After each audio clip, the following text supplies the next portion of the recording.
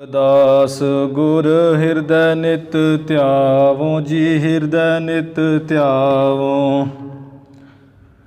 श्री गुरु रामदास गुण गावो।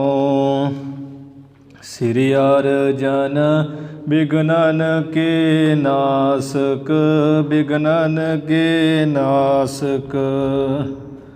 हर गोबिंद शुभ सुमत प्रकाशक। श्री हरि राय नमो कर जोरी नमो कर जोरी। गुरु हर कृष्ण मनाए बहोरी।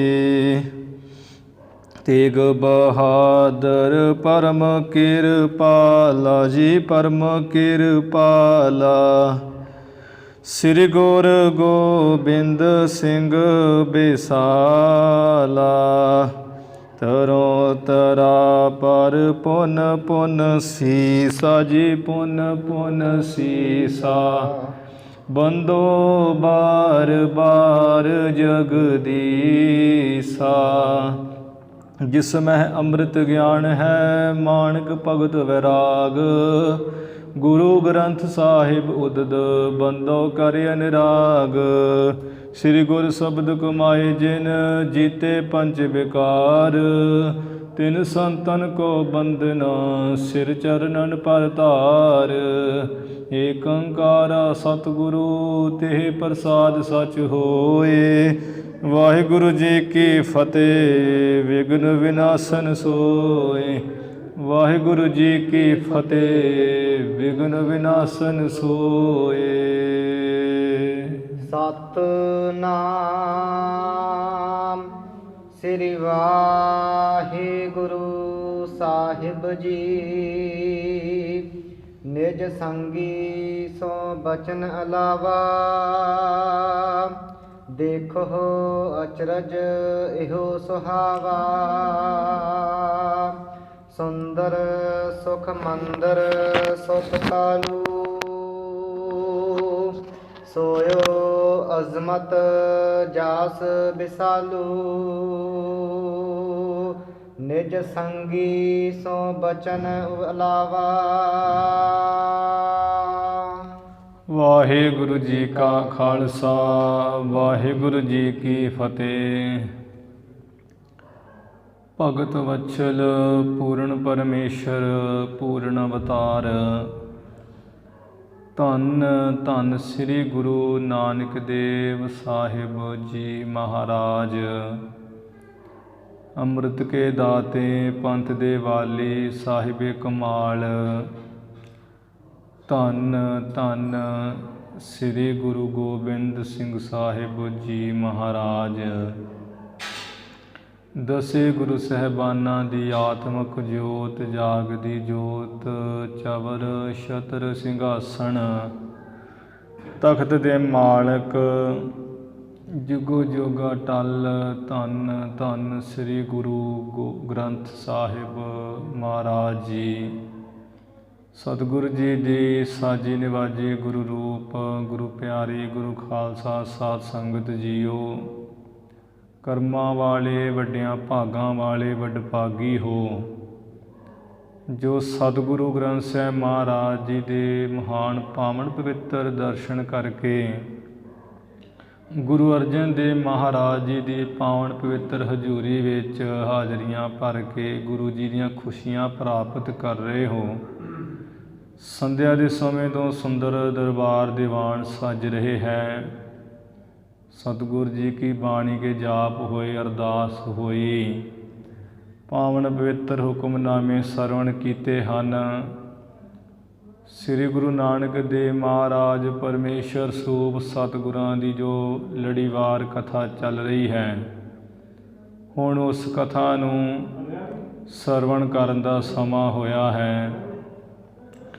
साध संगत जीओ जिवें आप जी ने कल दे दीवाना में सरवण कीता सी कि गुरु नानक साहिब जी जिवें पहला मझां चारण जाया करदे ਹੁਣ ਇਵੇਂ ਮਾਤਾ ਪਿਤਾ ਜੀ ਦੇ ਕਹਿਣ ਕਰਕੇ ਘਰੇ ਰਹਿੰਦੇ ਹੈ, ਮਸਤੀ ਨਾਲ ਆਨੰਦ ਵਿੱਚ ਰਹਿੰਦੇ ਹਨ। ਬਾਬਾ ਕਲਿਆਣ ਚੰਦ ਜੀ ਇੱਕ ਦਿਨ ਪਾਸ ਆਏ ਹੈ, ਉਂਝ ਤੇ ਰੋਜ਼ ਹੀ ਆਉਂਦੇ ਹੈ, ਪਰ ਇੱਕ ਦਿਨ ਇਹ ਗੱਲ ਕਹੀ ਹੈ ਕਿ ਦੇਖੋ ਪੁੱਤਰ ਸ੍ਰੀ ਗੁਰੂ ਨਾਨਕ ਸਾਹਿਬ ਜੀ, ਪੁੱਤ ਹੁਣ ਤੇ ਤੁਸੀਂ ਖੇਤਾਂ ਵਿੱਚ ਮੱਝਾਂ ਚਾਰਨ ਵੀ ਨਹੀਂ ਜਾਂਦੇ, ਦਾਸ ਹੀ ਆਪ ਜਾਂਦੇ ਹੈ। ਇੰਝ ਕਰੋਗੇ, ਹੁਣ ਤੁਹਾਡੀ ਜਿਹੜੀ ਉਮਰ ਛੋਟੀ ਨਹੀਂ ਰਹੀ ਹੈ, ਕੋਈ ਕੰਮ ਧੰਦਾ ਕਰਦਾ ਕਰਿਆ ਕਰੋ, ਹੱਥ ਵਟਾਇਆ ਕਰੋ। ਜਿਹੜੇ ਆਪਣੇ ਗਾਵਾਂ ਦਾ ਵੱਗ ਹੈ, ਉਹਨਾਂ ਵਿੱਚੋਂ ਐਵੇਂ ਚੰਗੇ ਜਵਾਨ ਜਿਹੇ ਜਿਹੜੇ 2 ਬਲਦ ਵੇਖ ਲਓ, 2 ਬੈਲ ਲੈ ਕੇ ਪੰਜਾਲੀ ਲੈ ਲਓ, ਇੱਕ ਕਾਮਾ ਲੈ ਲਓ ਨਾਲ। ਘਰ ਦੇ ਵਿੱਚ ਵਾਧੂ ਜਿਹੜੀ ਫਸਲ ਦਾ ਬੀਜ ਪਿਆ, 1.25 ਮਣ ਬੀਜ ਵੀ ਲੈ ਲਓ ਅਤੇ ਖੇਤੀ ਜਿਹੜੀ ਉਹ ਕਰੋ। ਵੱਖਰਾ ਜਿਹਾ ਖੇਤ ਇੱਕ ਉਹਨੂੰ ਬੀਜੋ, ਚੰਗੀ ਤਰ੍ਹਾਂ ਜਦੋਂ ਥੋੜ੍ਹੀ ਫਸਲ ਉੱਗਰ ਆਏਗੀ, ਸਮਾਂ ਵੇਖ ਕੇ ਜਲ ਦੇ ਦੇਣਾ, ਪਾਣੀ ਸਿੰਚ ਕੇ ਪੱਕੀ ਪਕਾਈ ਅਤੇ ਖਲਵਾੜੇ ਜੇ ਕਰ ਲਿਓ। ਇਵੇਂ ਜੇ ਤੁਸੀਂ ਕਰੋਗੇ ਪ੍ਰੇਮ ਨਾਲ ਕੰਮ ਕਾਰ,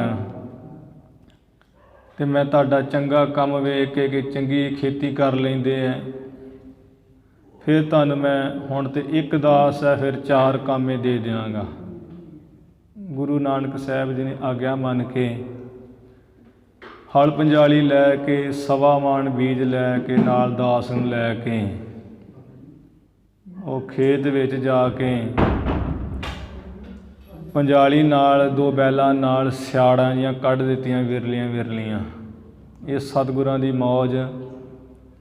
ਜ਼ਿਮੀਂਦਾਰ ਤੇ ਐ ਸਿਆੜਾਂ ਕੱਢਦੇ ਨਾ, ਇੱਕ ਦੇ ਨਾਲ ਇੱਕ ਮੇਲ ਕੇ, ਉਹ ਖਾਲੀਆਂ ਕਿਤੇ ਕਿਤੇ ਮੌਜ ਜੀ ਨਾਲ ਕੱਢ ਦਿੱਤੀਆਂ। ਜਿੰਨਾ ਬੀਜ ਖੜਿਆ ਇੱਕੇ ਖੇਤ 'ਚ ਖਿਲਾਰ ਦਿੱਤਾ ਹੈ।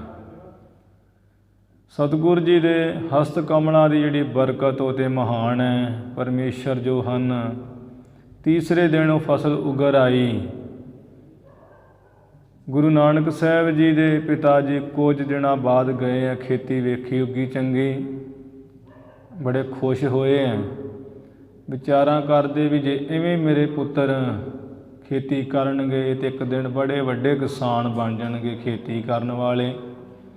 ਮੈਂ ਇਹਨਾਂ ਨੂੰ ਵੱਖਰਿਆਂ ਜਿਹਾ ਕਰਕੇ ਬਹੁਤੇ ਦਾਸ ਖੇਤ ਦੇ ਕੇ ਤੇ ਮੈਂ ਪਿੰਡ ਹੀ ਵੱਖਰਾ ਵਸਾ ਦੇਣਾ ਹੈ। ਬੜੀ ਖੁਸ਼ੀ ਹੈ ਮਨ 'ਚ ਕਿ ਮਾਇਆ ਵਧੇਗੀ, ਪੈਸਾ ਵਧੇਗਾ। ਪਰ ਗੁਰੂ ਨਾਨਕ ਸਾਹਿਬ ਜੀ ਉਹ ਝਮੇੜੇ ਨੂੰ ਨਿਬੇੜਨਾ ਚਾਹੁੰਦੇ ਹੈ ਕਿ ਪਿਤਾ ਜੀ ਦੀ ਤ੍ਰਿਸ਼ਨਾ ਦੇ ਨਾਲ ਜਿਹੜੀ ਬੁੱਧੀ ਲਪਟੀ ਹੋਈ ਹੈ, ਢਾਉਣੀ ਚਾਹੀਦੀ ਹੈ। ਇੱਥੇ ਹੁਣੇ ਨਿਬੇੜ ਦੇਣਾ ਚਾਹੀਦਾ ਹੈ ਵੇਲਾ ਖੱਟਣ ਦਾ। ਗੁਰੂ ਨਾਨਕ ਸਾਹਿਬ ਜੀ ਰਖਵਾਲੇ ਹੋ ਕੇ ਜਾ ਬੈਠੇ ਖੇਤ ਦੇ ਕੋਲ। ਆਪ ਮੌਜ ਵਿੱਚ ਬੈਠ ਕੇ ਸਮਾਧੀ ਲੀਨ ਹੋ ਕੇ ਜੋ ਹਿਰਨ ਹੈ, ਗਧੇ, ਘੋੜੇ, ਗਾਵਾਂ ਉਹ ਖੇਤ ਵਿੱਚ ਆ ਕੇ ਵੜ ਗਈਆਂ ਹਨ। ਉਹ ਖੇਤ ਸਾਰਾ ਖਾ ਲਿਆ ਅਤੇ ਉੱਥੇ ਖਾ ਕੇ ਬੈਠੇ ਰਹਿੰਦੇ ਹੈ। 2 ਦਿਨਾਂ ਵਿੱਚ ਉਹ ਸਾਰੀ ਜਿਹੜੀ ਫਸਲ ਹੈ ਸੰਘਣੀ ਉੱਗੀ ਸੀ, ਨਿਬੇੜ ਦਿੱਤੀ, ਕੋਈ ਬੂਟਾ ਨਹੀਂ ਰਹਿਣ ਦਿੱਤਾ। ਇੱਧਰੋਂ ਬਾਬਾ ਕਲਿਆਣ ਚੰਦ ਬੜੀ ਖੁਸ਼ੀ ਗਏ ਵੀ ਚਲੋ ਜਾ ਕੇ ਵੇਖਦੇ ਹਾਂ ਫਸਲ ਕਿੱਥੇ ਕੁ ਪਹੁੰਚ ਗਈ ਹੈ। ਕੀ ਜਾ ਕੇ ਵੇਖਿਆ ਕਿ ਜਾਂਦਿਆਂ ਨੂੰ ਜਿਹੜੇ ਖੋਤੇ ਘੋੜੇ ਗਾਵਾਂ ਵਿੱਚ ਬੈਠੇ ਹੋਏ ਰੱਜ ਪੁੱਜ ਕੇ। ਬੜਾ ਗੁੱਸਾ ਆਇਆ ਹੈ।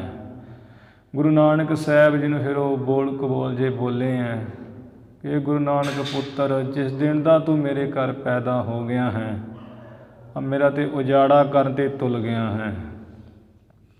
ਕੀ ਫਾਇਦਾ ਹੋਇਆ ਇਹੋ ਜਿਹੇ ਪੁੱਤਰ ਨੂੰ ਜਨਮ ਦੇ ਕੇ? ਮੈਂ ਤਾਂ ਇਵੇਂ ਰਹਿੰਦਾ। ਜਿਹੜੇ ਸਪੁੱਤਰ ਹੁੰਦੇ ਉਹ ਤਾਂ ਬਹੁਤਾ ਪੈਸਾ ਕਮਾ ਕੇ ਪਿਓ ਨੂੰ ਦਿੰਦੇ ਹੈ। ਮੈਂ ਤਾਂ ਬਚਪਨ ਤੋਂ ਹੀ ਉਹ ਤੁਹਾਡੀ ਚਾਲੀ ਜੀ ਵੇਖ ਲਈ ਸੀ। ਜਦੋਂ ਤੁਸੀਂ ਛੋਟੇ ਹੁੰਦੇ ਵੀ ਘਰ ਦੇ ਬਰਤਨ ਗਹਿਣੇ ਜਿਹੇ ਲੈ ਕੇ ਬਾਹਰ ਫਕੀਰਾਂ ਨੂੰ ਸੁੱਟ ਦਿੰਦੇ ਹੁੰਦੇ ਤੇ ਦਿੰਦੇ ਸੀ। ਸੋਚਦੇ ਸਾਂ ਸਮਝ ਜਾਓਗੇ, ਪਰ ਸਮਝੇ ਤੁਸੀਂ ਕੋਈ ਨਹੀਂ, ਸਗੋਂ ਉਜਾੜਾ ਕਰ ਰਹੇ ਹੋ। ਬੜੇ ਬੋਲ ਕਬੋਲ ਬੋਲੇ। ਗੁਰੂ ਨਾਨਕ ਸਾਹਿਬ ਜੀ ਆਪਣੇ ਆਨੰਦ ਵਿੱਚ ਹੈ। ਪੰਡਤ ਹਰਦਿਆਲ ਜੀ ਪਾਸ ਜਾ ਕੇ ਵੀ ਉਹਨੂੰ ਵੀ ਕਿਹਾ ਵੀ ਤੇਰੇ ਵੇਦ ਕਤੇਬ ਜੇ ਝੂਠੇ ਹੀ ਹੈ ਜਾਂ ਤੂੰ ਪੜ੍ਹਿਆ ਨਹੀਂ ਹੈ ਠੀਕ, ਜੋ ਤੂੰ ਕਿਹਾ ਸੀ ਵੀ ਤੇਰੇ ਪੁੱਤਰ ਚਬਰ ਛਤਰ ਦੇ ਮਾਲਕ ਹੋਣਗੇ, ਇਹੋ ਜਿਹੀ ਕੋਈ ਗੱਲ ਨਹੀਂ ਵੇਖੀ ਜਾ ਰਹੀ, ਸਗੋਂ ਪੁੱਠੀ ਪੈ ਰਹੀ ਹੈ। ਪੰਡਤ ਹਰਦਿਆਲ ਨੇ ਸਮਝਾਇਆ, ਵੇਖ ਕਲਿਆਣ ਚੰਦ, ਤੇਰੇ ਪੁੱਤਰ ਜੋ ਗੁਰੂ ਨਾਨਕ ਸਾਹਿਬ ਜੀ ਮਹਾਨ ਪਰਮੇਸ਼ਰ ਦਾ ਅਵਤਾਰ ਹੈ, ਸੰਸਾਰ ਨੂੰ ਤਾਰਨ ਵਾਸਤੇ ਆਏ ਹੈ, ਤੂੰ ਇਵੇਂ ਨਾ ਸੋਚ, ਬੜੀ ਵਾਰ ਤੈਨੂੰ ਸਮਝਾ ਮੈਂ ਚੁੱਕਾ ਹਾਂ, ਪਰ ਉਹ ਮਨ ਜਿਹੜਾ ਮਾਇਆ ਵਿੱਚ ਲੰਪਟ ਹੈ ਉਹ ਸਮਝਦਾ ਨਹੀਂ ਹੈ। ਇਸੇ ਤਰ੍ਹਾਂ ਅੱਜ ਵੀ ਗੁਰਬਾਣੀ ਸਿਮਰਨ ਭਗਤੀ ਕਰਨ ਵਾਲੇ ਨੂੰ ਕੋਈ ਨਹੀਂ ਕੁਝ ਸਮਝਦਾ ਹੈ। ਇਵੇਂ ਉਹ ਝੱਲਾ ਦੀਵਾਨਾ, ਲੋਕ ਕਹਿੰਦੇ ਵੀ ਤੇ ਸਿੱਧਾ ਜਾਈਏ, ਵਿਚਾਰਾ ਭੋਲਾ ਹੀ ਹੈ, ਪਤਾ ਨਹੀਂ ਇਹਨੂੰ ਕੋਈ ਪੜ੍ਹਿਆ ਲਿਖਿਆ, ਐਵੇਂ ਨਾ ਹੋਇਆ ਦੇ ਬਰਾਬਰ ਹੀ ਹੈ। ਸਾਨੂੰ ਤਾਂ ਗੁਰੂ ਜੀ ਨੇ ਉਹ ਸਿੱਖਿਆ ਦਿੱਤੀ ਕਥਾ ਦੇ ਰਾਹੀਂ ਵੀ ਭਾਈ ਪਰਮੇਸ਼ਰ ਦੀ ਭਗਤੀ ਕਰੀ ਜਾਣੀ ਹੈ। ਜਿਹੜੇ ਕਹਿਣ ਕਹਾਉਣ ਵਾਲੇ ਹੈ ਉਹ ਇਵੇਂ ਕਹਿੰਦੇ ਰਹਿਣਗੇ, ਆਪਣਾ ਮਨ ਨਹੀਂ ਕਦੀ ਡਲਾਉਣਾ ਹੈ। ਸਤਿਗੁਰੂ ਜੀ ਦੀ ਇਵੇਂ ਕਥਾ ਆਪ ਜੀ ਨੇ ਸਰਵਣ ਕੀਤੀ ਹੈ, ਜਿਵੇਂ ਗੁਰੂ ਜੀ ਨੇ ਕੌਤਕ ਕੀਤਾ। ਹੁਣ ਪਿਤਾ ਜੀ ਦੇ ਬਹੁਤੇ ਝਿੜਕਣ ਦੇ ਕਰਕੇ ਹੀ ਗੁਰੂ ਮਹਾਰਾਜ ਉਦਾਸ ਉਪਰਾਮ ਜੇ ਰਹਿੰਦੇ ਹੈ। ਜਿਵੇਂ ਫੇਰ ਮਹਾਰਾਜ ਨੇ ਆਪਣੀ ਵਡਿਆਈ ਦਰਸਾਉਂਦੇ ਹੋਏ ਰਾਏ ਬੁਲਾਰ ਦੇ ਹਿਰਦੇ ਵਿੱਚ ਸ਼ਰਧਾ ਦਿੱਤੀ ਹੈ ਮਹਾਨ। ਰਾਏ ਬੁਲਾਰ ਜਿਵੇਂ ਹੋਰ ਸਿੱਖ ਬਣ ਗਿਆ, ਉਹ ਪ੍ਰਸੰਗ ਆ ਰਿਹਾ, ਆਪਾਂ ਸਰਵਣ ਕਰੀਏ। ਗੁਰੂ ਨਾਨਕ ਸਾਹਿਬ ਜੀ ਦੇ ਚਰਨਾਂ ਦਾ ਧਿਆਨ ਧਰਦੇ ਹੋਏ ਉਚਾਰਨ ਕਰੋ ਜੀ, ਸਤਿਨਾਮ ਸ੍ਰੀ ਵਾਹਿਗੁਰੂ ਸਾਹਿਬ ਜੀ, ਸਤਿਨਾਮ ਸ੍ਰੀ ਵਾਹਿਗੁਰੂ ਸਾਹਿਬ ਜੀ, ਸਤਿਨਾਮ ਸ੍ਰੀ ਵਾਹਿਗੁਰੂ ਸਾਹਿਬ ਜੀ। ਨਿਜ ਸੰਗੀ ਸੋ ਬਚਨ ਅਲਾਵਾ। ਇੱਕ ਦਿਨ ਦੀ ਗੱਲ, ਮਹਾਰਾਜ ਹੁਣ ਉਪਰਾਮ ਰਹਿੰਦੇ ਹੈ, ਕਿਸੇ ਨਾਲ ਨਾ ਬੋਲਦੇ ਹੈ, ਨਾ ਗੱਲ ਕਰਦੇ, ਨਾ ਸੁਣਦੇ ਹੈ, ਨਾ ਕਿਸੇ ਦੀ ਖਬਰ ਹੀ ਲੈਂਦੇ ਹੈ, ਮੌਜ ਵਿੱਚ ਰਹਿੰਦੇ ਹੈ। ਰਾਏ ਭੋਏ ਦੀ ਤਲਵੰਡੀ ਜਿਹੜਾ ਨਗਰ ਹੈ, ਉਹ ਨਗਰ ਤੋਂ ਬਾਹਰ ਜਾ ਕੇ ਜਿਹੜੇ ਰੁੱਖ ਲੱਗੇ ਹੈ ਉਹਨਾਂ ਥੱਲੇ ਐਵੇਂ ਵਿਛਾਉਣਾ ਜਿਹਾ ਵਿਛਾ ਕੇ, ਚਾਦਰ ਜੀ ਵਿਛਾ ਕੇ ਮੌਜ ਵਿੱਚ ਲੇਟੇ ਰਹਿੰਦੇ ਹੈ। ਇੱਕ ਦਿਨ ਸਤਿਗੁਰ ਜੀ ਇਵੇਂ ਲੇਟੇ ਸਨ, ਬਿਰਾਜ ਰਹੇ ਸਨ। ਰਾਏ ਬੁਲਾਰ ਜਿਹੜਾ ਉਹ ਵੀ ਉੱਥੇ ਉਸੇ ਰਸਤੇ ਆ ਰਿਹਾ ਸੀ। ਗੁਰੂ ਨਾਨਕ ਸਾਹਿਬ ਜੀ ਇੱਕ ਰੁੱਖ ਦੀ ਛਾਂ ਹੇਠਾਂ ਲੇਟ ਗਏ। ਦੋ ਮਹੂਰਤ ਹੈ, 4 ਘੜੀਆਂ, 1 ਘੰਟਾ 36 ਮਿੰਟ ਉਹ ਵਿਰਾਜਦਿਆਂ ਬੀਤ ਗਏ। ਜਿਹੜੀ ਸੂਰਜ ਦੀ ਜਿਹੜੀ ਧੁੱਪ ਸੀ ਉਹ ਮੁੱਖ ਪਰ ਆ ਗਈ। ਜਿਹੜੀ ਛਾਂ ਹੈ ਦਰਖਤ ਦੀ ਉਹ ਹੁਣ ਢਲਦੀਆਂ, ਜਿਉਂ-ਜਿਉਂ ਸੂਰਜ ਢਲਦਾ ਹੈ ਉਹ ਉਲਟੀਆਂ ਹੁੰਦੀਆਂ ਜਾਂਦੀਆਂ। ਉਹ ਛਾਂ ਢਲੀ ਹੈ ਜਿਵੇਂ ਦੇ ਰੰਗ ਜਿਹੜਾ ਰਾਏ ਬੁਲਾਰ ਹੈ ਉਹਨੇ ਦੇਖਿਆ ਹੈ। ਰਾਏ ਬੁਲਾਰ ਨੇ ਵੇਖਿਆ ਵੀ ਗੁਰੂ ਨਾਨਕ ਸਾਹਿਬ ਜੀ ਬਿਰਾਜੇ ਹੋਏ ਹੈ, ਜਾਂ ਰੁੱਖਾਂ ਦੀ ਛਾਂ ਕਿੱਧਰ ਜਾ ਰਹੀ ਹੈ, ਇਹ ਤਾਂ ਬੜਾ ਅਚਰਜ ਹੋ ਰਿਹਾ ਹੈ। ਆਪਣੇ ਸੰਗੀ ਜਿਹੜੇ ਨਾਲ ਸਾਥੀ ਫੌਜੀ ਸਨ, ਰਾਏ ਬੁਲਾਰ ਦੀ ਫੌਜ, ਉਹਨਾਂ ਨੂੰ ਇਵੇਂ ਦੱਸਣ ਲੱਗਾ ਰਾਏ ਬੁਲਾਰ, ਦੇਖੋ ਅਚਰਜ ਇਹੋ ਸੁਹਾਵਾ। ਕਹਿੰਦਾ ਵੀ ਆਹ ਤੇ ਸੋਭ ਨਹੀਂ ਕਿ ਜਿਹੜਾ ਅਚਰਜ ਦੇਖਿਆ ਜਾ ਰਿਹਾ ਹੈ। ਸੁੰਦਰ ਸੁਖ ਮੰਦਰ ਸੁਤ ਕਾਲੂ। ਜੋ ਬੜੇ ਸੁੰਦਰ ਹੈ, ਸੁੱਖਾਂ ਦੇ ਮੰਦਰ ਹੈ, ਆ ਕਲਿਆਣ ਚੰਦ ਦੇ ਸੁਪੁੱਤਰ ਗੁਰੂ ਨਾਨਕ ਸਾਹਿਬ ਜੀ। ਸੋਇਓ ਅਜ਼ਮਤ ਜਾਸ ਵਿਸਾਲੂ। ਜਿਸ ਵਿੱਚ ਬੜੀ ਸ਼ਕਤੀ ਅਜ਼ਮਤ ਕਰਾਮਾਤ ਹੈ, ਸੁੱਤੇ ਹਨ। ਢਰ ਗਾ ਸਭ ਪਾਦਪ ਪਰਛਾਵਾਂ। ਆਦਿ ਅਚਰਜ ਦੇਖਿਆ ਜਾ ਰਿਹਾ ਹੈ। ਸਾਰੇ ਜਿਹੜੇ ਰੁੱਖ ਹੈ ਉਹਨਾਂ ਦਾ ਪਰਛਾਵਾਂ ਤੇ ਆ ਢਲ ਗਿਆ ਹੈ ਦੂਸਰੇ ਪਾਸੇ ਨੂੰ। ਨਹੀਂ ਢਰਿਓ ਜਹਾਂ ਇਨ ਸੁਖ ਪਾਵਾ। ਜਿਸ ਰੁੱਖ ਦੇ ਹੇਠਾਂ ਗੁਰੂ ਨਾਨਕ ਸਾਹਿਬ ਜੀ ਸੁਖ ਪਾ ਕੇ ਬਿਰਾਜੇ ਹੋਏ ਆ, ਆ ਸੰਗਿਓ ਵੇਖ ਲੋ, ਉਹਦੀ ਛਾਂ ਨਹੀਂ ਢਲੀ, ਉਹਦਾ ਪਰਛਾਵਾਂ ਨਹੀਂ ਢਲਿਆ ਰੁੱਖ ਦਾ। ਨਿਸ਼ਚੇ ਕਲਾਵਾਨ ਅਵਤਾਰਾ। ਮੈਂ ਤੇ ਅੱਜ ਪੱਕਾ ਹੀ ਜਾਣ ਲਿਆ ਕਿ ਭਰੋਸਾ ਮੈਂ ਕਰ ਲਿਆ ਹੈ ਕਿ ਇਹ ਤੇ ਨਿਸ਼ਚੇ ਹੀ ਸ਼ਕਤੀ ਵਾਲੇ ਕੋਈ ਅਵਤਾਰ ਹੀ ਹਨ। ਰਹਿਤ ਦੁਰਾਏ ਆਪਨਪੋ ਸਾਰਾ। ਆਪਨਪੋ ਸਾਰਾ, ਆਪਣੇ ਆਪ ਦਾ ਜਿਹੜਾ ਸਾਰਾ ਨਾ ਅਸਲੀਅਤ ਵੀ ਅਸੀਂ ਖੁਦਾ ਹਾਂ ਕਿ ਕੌਣ ਹਾਂ, ਉਹ ਆਪਣੇ ਆਪ ਨੂੰ ਐਵੇਂ ਛੁਪਾ ਕੇ ਹੀ ਰਹਿ ਰਹੇ ਹਨ। ਪਾਵਕ ਬੀਚ ਭਸਮ ਕੇ ਜੈਸੇ। ਇਵੇਂ ਹੈ ਤੇ ਹੈ ਖੁਦਾ ਦੇ ਰੂਪ, ਨਿਸ਼ਚੇ ਮੈਂ ਯਕੀਨ ਕਰ ਲਿਆ, ਪਰ ਆਪਣੇ ਆਪ ਨੂੰ ਅਸਲ ਰੂਪ ਵਿੱਚ ਇਵੇਂ ਛੁਪਾ ਕੇ ਰੱਖਦੇ ਹੈ। ਜਿਸ ਤਰ੍ਹਾਂ ਆ ਸਵਾਹ ਦੇ ਵਿੱਚ ਅੱਗ ਜਿਹੜੀ ਉਹ ਸਮਾਈ ਹੁੰਦੀ ਹੈ, ਉੱਪਰ ਧੂੜ ਜਿਹੀ ਪਈ ਹੁੰਦੀ, ਵਿੱਚ ਕੋਲੇ ਹੁੰਦੇ ਐ। ਤੇਜ ਨਾ ਲਖਿਓ ਪਰਤ ਹੈ ਕੈਸੇ। ਉਸ ਅਗਨੀ ਦਾ ਜਿਹੜੀ ਸਵਾਹ 'ਚ ਸਮਾਈ ਹੁੰਦੀ ਹੈ, ਉਹਦਾ ਤੇਜ ਜਾਣਿਆ ਸਮਝ ਨਹੀਂ ਪੈਂਦਾ ਕਿ ਸਵਾਹ ਪਈ ਕਿ ਅੱਗ ਪਈ ਹੋਈ ਹੈ। ਪਰ ਜੇ ਲਖਨ ਹਾਰ ਹੋਏ ਕੋ। ਪਰ ਜਿਹੜਾ ਕੋਈ ਲਖਨਹਾਰ ਜਾਣਨ ਵਾਲਾ ਕੋਈ ਹੁੰਦਾ ਪੁਰਸ਼, ਇਹ ਸਵਾਹ ਨਹੀਂ, ਇਹਦੇ ਵਿੱਚ ਤੇ ਅੱਗ ਹੈ। ਇਹ ਨਿਕਾਸ ਸੀਤ ਹੈ ਖੁਵੈ ਸੋ। ਉਹ ਸਿਆਣਾ ਜਾਣਨ ਵਾਲਾ ਉਸ ਸਵਾਹ ਜੀ ਨੂੰ ਫੋਲ ਕੇ ਅੱਗ ਜੀ ਕੱਢ ਕੇ, ਅਗਨੀ ਦਾ ਸੇਕ ਕੱਢ ਕੇ ਆਪਣੀ ਠੰਡ ਜੀ ਨੂੰ ਦੂਰ ਕਰ ਲੈਂਦਾ, ਖੋਹ ਲੈਂਦਾ ਹੈ। ਤਿਉ ਇਸ ਕੀ ਸੇਵਾ ਜੋ ਕਰਈ। ਇਸੇ ਤਰ੍ਹਾਂ ਗੁਰੂ ਨਾਨਕ ਸਾਹਿਬ ਜੀ ਸਰੀਰ ਰੂਪੀ ਭਸਮ ਵਿੱਚ ਮਹਾਨ ਜੋਤ ਰੂਪੀ ਅਗਨੀ ਜਗ ਰਹੀ ਹੈ। ਜਿਹੜਾ ਇਹਨਾਂ ਦੀ ਆ ਸੇਵਾ ਕਰੇਗਾ, ਚਰਨਾਂ ਦੇ ਨਾਲ ਲੱਗੇਗਾ। ਜਨਮ ਮਰਨ ਤਿਹ ਕਿਉ ਨਹਿ ਟਰਈ। ਮੈਂ ਕਹਿੰਦਾ ਵੀ ਜਨਮ ਮਰਨ ਉਹਦਾ ਕਿਉਂ ਨਹੀਂ ਟਲੂਗਾ, ਕਿਉਂ ਨਹੀਂ ਉਹ ਜੰਮਣ ਮਰਨ ਦੇ ਦੁੱਖ ਤੋਂ ਆ ਜਿਹੜਾ ਛੁੱਟ ਜਾਊਗਾ ਭਲਾ।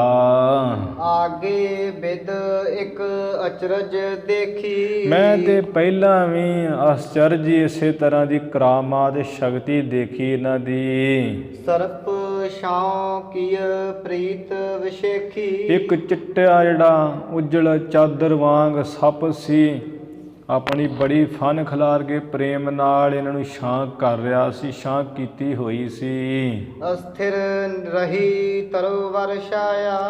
ਤੇ ਹੁਣ ਵੀ ਵੇਖ ਰਿਹਾ ਕਿ ਜਿਹੜੀ ਸਾਰੇ ਜਿਹੜੇ ਰੁੱਖ ਹੈ ਉਹਨਾਂ ਦੀ ਛਾਂ ਇੱਧਰ ਉੱਧਰ ਢਲ ਗਈ ਹੈ ਸੂਰਜ ਨਾਲ ਹੀ, ਪਰ ਇਸ ਰੁੱਖ ਦੀ ਜਿਹੜੀ ਛਾਂ ਹੈ ਉਹ ਅਸਥਿਰ ਹੋ ਰਹੀ, ਇੱਕ ਥਾਂ ਹੀ ਟਿਕੀ ਹੋਈ ਹੈ। ਅਚਰਜ ਹੀ ਜੁਗ ਬਾਰ ਲਖਾਇਆ। 2 ਵਾਰ ਮੈਂ ਆ ਜਿਹੜਾ ਅਸਚਰਜ ਹੀ ਜਾਣ ਲਿਆ ਹੈ, ਕੌਤਕ ਇਹਨਾਂ ਦੀ ਸ਼ਕਤੀ। ਅਸ ਕਹਿ ਬੰਦੇ ਦੋਨੋਂ ਹਾਥਾ। 2 ਵਾਰ ਇਹਨਾਂ ਨੇ ਅਸਚਰਜ ਹੀ ਆ ਜਣਾਇਆ ਦਿਖਾਇਆ ਹੈ। ਐਸਾ ਕਹਿ ਕੇ ਰਾਏ ਬਲਾਰ ਆਪਣੇ ਸਾਰੀ ਗੱਲ ਸਾਥੀਆਂ ਨੂੰ ਕਹੀ ਜਿਹੜੇ ਨਾਲ ਦੇ ਸਨ।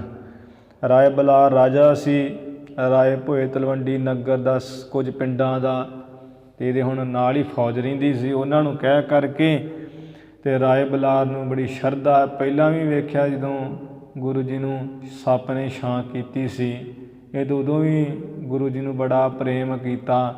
ਹੁਣ ਇਹਨੇ ਐਸਾ ਕਹਿ ਕਰਕੇ ਦੋਵੇਂ ਹੱਥ ਜੋੜ ਲਏ ਐ। ਬੰਧਨ ਕੀਏ ਧਰ ਕੈ ਧਰ ਮਾਥਾ। ਧਰਤੀ ਉੱਪਰ ਆਪਣੇ ਦੋਵੇਂ ਹੱਥ ਤੇ ਮੱਥਾ ਰੱਖ ਕੇ ਡੰਡੌਤ ਬੰਦਨਾ ਕੀਤੀ ਐ। ਹਟਿਓ ਦੂਰ ਤੇ ਸ਼ਰਧਾ ਧਾਰੀ। ਇੰਨੀ ਰਾਏ ਬਲਾਰ ਨੇ ਸ਼ਰਧਾ ਧਾਰੀ ਹੋਈ ਐ।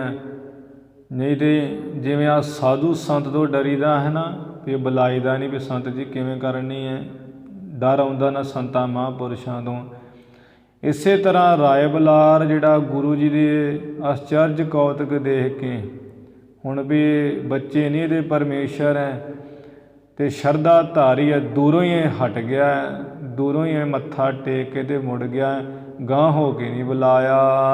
ਗਮਨਿਓ ਨਗਰ ਹੋਤ ਰਤ ਭਾਰੀ। ਐਵੇਂ ਮੁੜ ਆਇਆ ਹੈ ਘਰ ਜਿਹਦੇ ਪ੍ਰੇਮ ਬੜੀ ਪ੍ਰੀਤੀ ਬੜੀ ਭਾਰੀ, ਜਿਹਦੇ ਹਿਰਦੇ ਵਿੱਚ ਨਗਰ ਨੂੰ ਆ ਗਿਆ ਮੁੜ ਕੇ। ਸ਼ੁਭ ਬਿਦ ਕਰਤ ਸੰਕਲਪ ਵਿਕਲਪਾ। ਚੰਗੀ ਵਿਧੀ ਦੇ ਜਿਹੜੇ ਸੰਕਲਪ ਖਿਆਲ ਹੈ ਉਹ ਕਰਦਾ ਤਰ੍ਹਾਂ ਤਰ੍ਹਾਂ ਦੇ। ਦਿਨ ਪ੍ਰਤ ਜਿਹੇ ਕੋ ਹੋਏ ਭ੍ਰਮ ਅਲਪਾ। ਜਿਸ ਰਾਏ ਬੁਲਾਰ ਦਾ ਰੋਜ਼ ਰੋਜ਼ ਦਿਨ ਪ੍ਰਤੀ ਭਰਮ ਜਿਹੜਾ 5 ਪ੍ਰਕਾਰ ਦਾ ਘਟਦਾ ਜਾ ਰਿਹਾ, ਨਾਸ ਹੋ ਰਿਹਾ ਹੈ। ਸਦਨ ਜਾਏ ਬੈਸਿਓ ਹਰ ਖਾਈ। ਘਰ ਜਾ ਕੇ ਬੜੀ ਖੁਸ਼ੀ ਨਾਲ ਜਾ ਬੈਠਾ ਰਾਏ ਬੁਲਾਰ। ਕਾਲੂ ਗਾ ਤਬ ਸਹਿਜ ਸੁਬਾਈ। ਇਧਰੋਂ ਬਾਬਾ ਕਲਿਆਣ ਚੰਦਨ ਪਟਵਾਰੀ ਰਾਏ ਬੁਲਾਰ ਦੇ ਸੁੱਤੇ ਸੇਧੀਆ ਚਲੇ ਗਏ ਉੱਥੇ।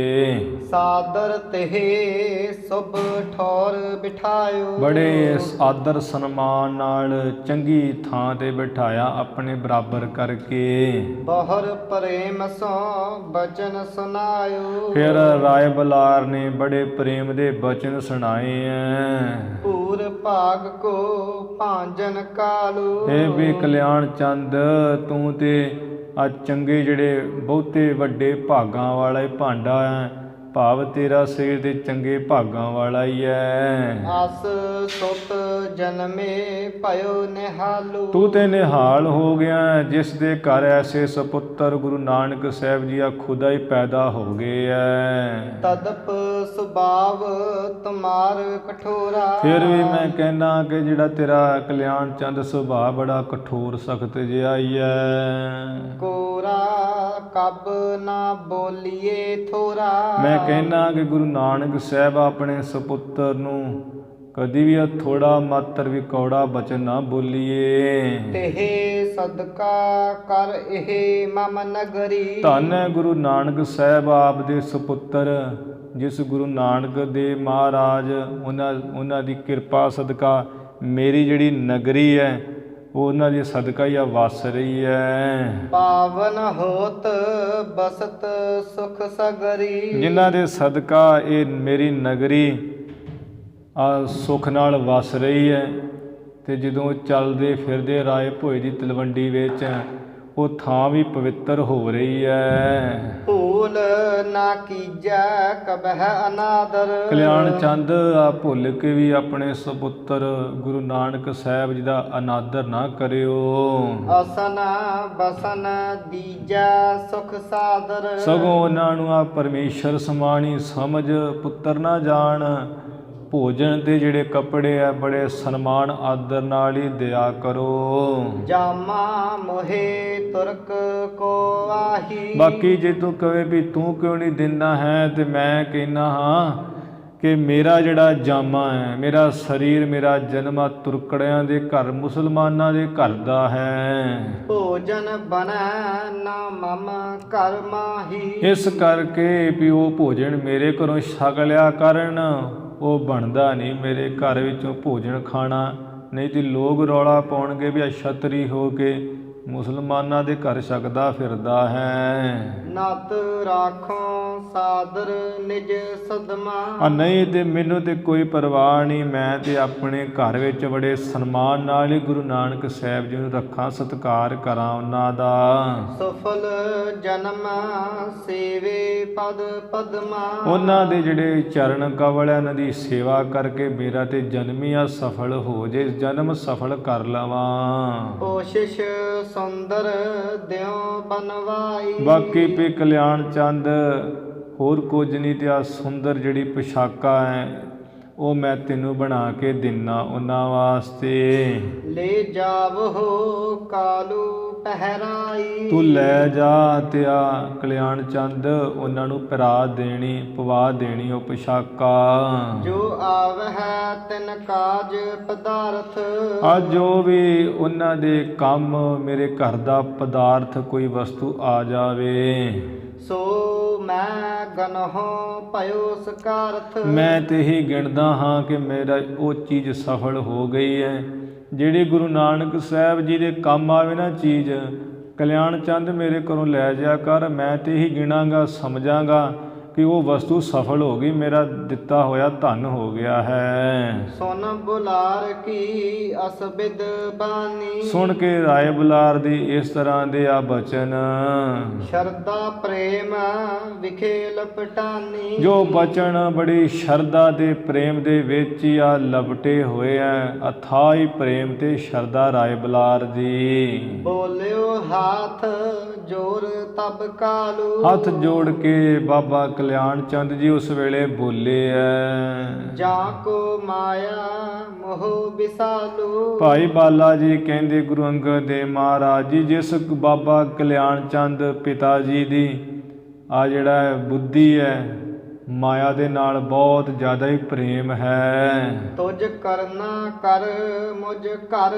ਸਰਬਾ, ਕਲਿਆਣ ਚੰਦ ਬਾਬਾ ਜੀ ਕਹਿਣ ਲੱਗੇ, ਰਾਏ ਬੁਲਾਰ ਆ ਤੁਹਾਡੀ ਕਿਰਪਾ ਦੇ ਨਾਲ ਮੇਰੇ ਘਰ ਵਿੱਚ ਸਾਰੇ ਪਦਾਰਥ ਹਨ।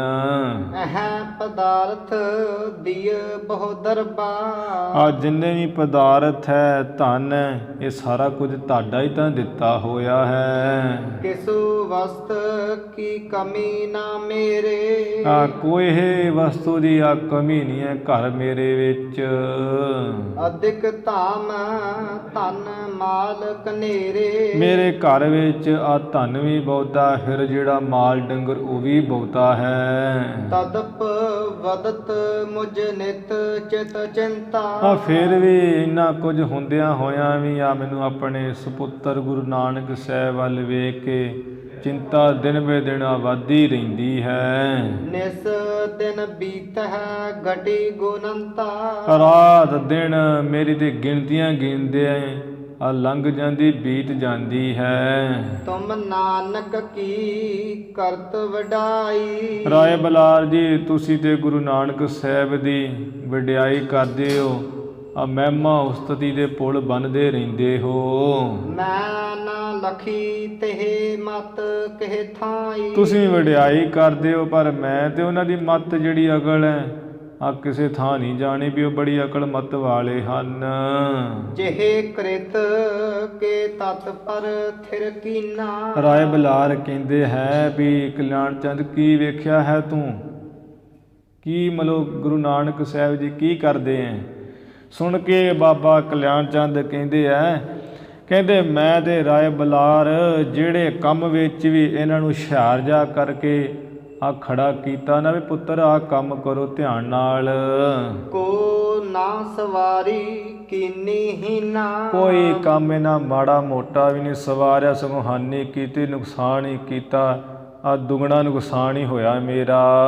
ਪੂਰਬ ਬਹੁ ਘਰ ਵਸਤ ਗਵਾਈ, ਮੇਰੇ ਘਰ ਦੇ ਵਿੱਚ ਜਿਹੜੀਆਂ ਪਹਿਲੀਆਂ ਬੜੀਆਂ ਵਸਤੂਆਂ ਸੀ, ਉਹ ਜਿਉਂ ਇਹ ਪੈਦਾ ਹੋਏ ਛੋਟੇ ਹੁੰਦਿਆਂ ਤੋਂ ਹੁਣ ਤੱਕ ਇਹਨਾਂ ਗਵਾਈ ਹੀ ਹੈ। ਅਬ ਕਿਦਾਰ ਪਸ ਦੀਨ ਚਰਾਈ, ਹੁਣ ਵੀ ਇਹਨਾਂ ਨੂੰ ਆ 1.25 ਮਣ ਬੀਜ ਦਿੱਤਾ ਸੀ, ਪੁੱਤਰ ਖੇਤੀ ਕਰ ਲੋ, ਕਾਮਾ ਦਿੱਤਾ, ਖੇਤੀ ਬੀਜੀ, ਖੇਤੀ ਚੰਗੀ ਭਲੀ ਹੋਈ ਵੀ ਸੀ, ਇਹਨਾਂ ਰਖਵਾਲੀ ਤੇ ਕੀ ਕਰਨੀ ਹੈ।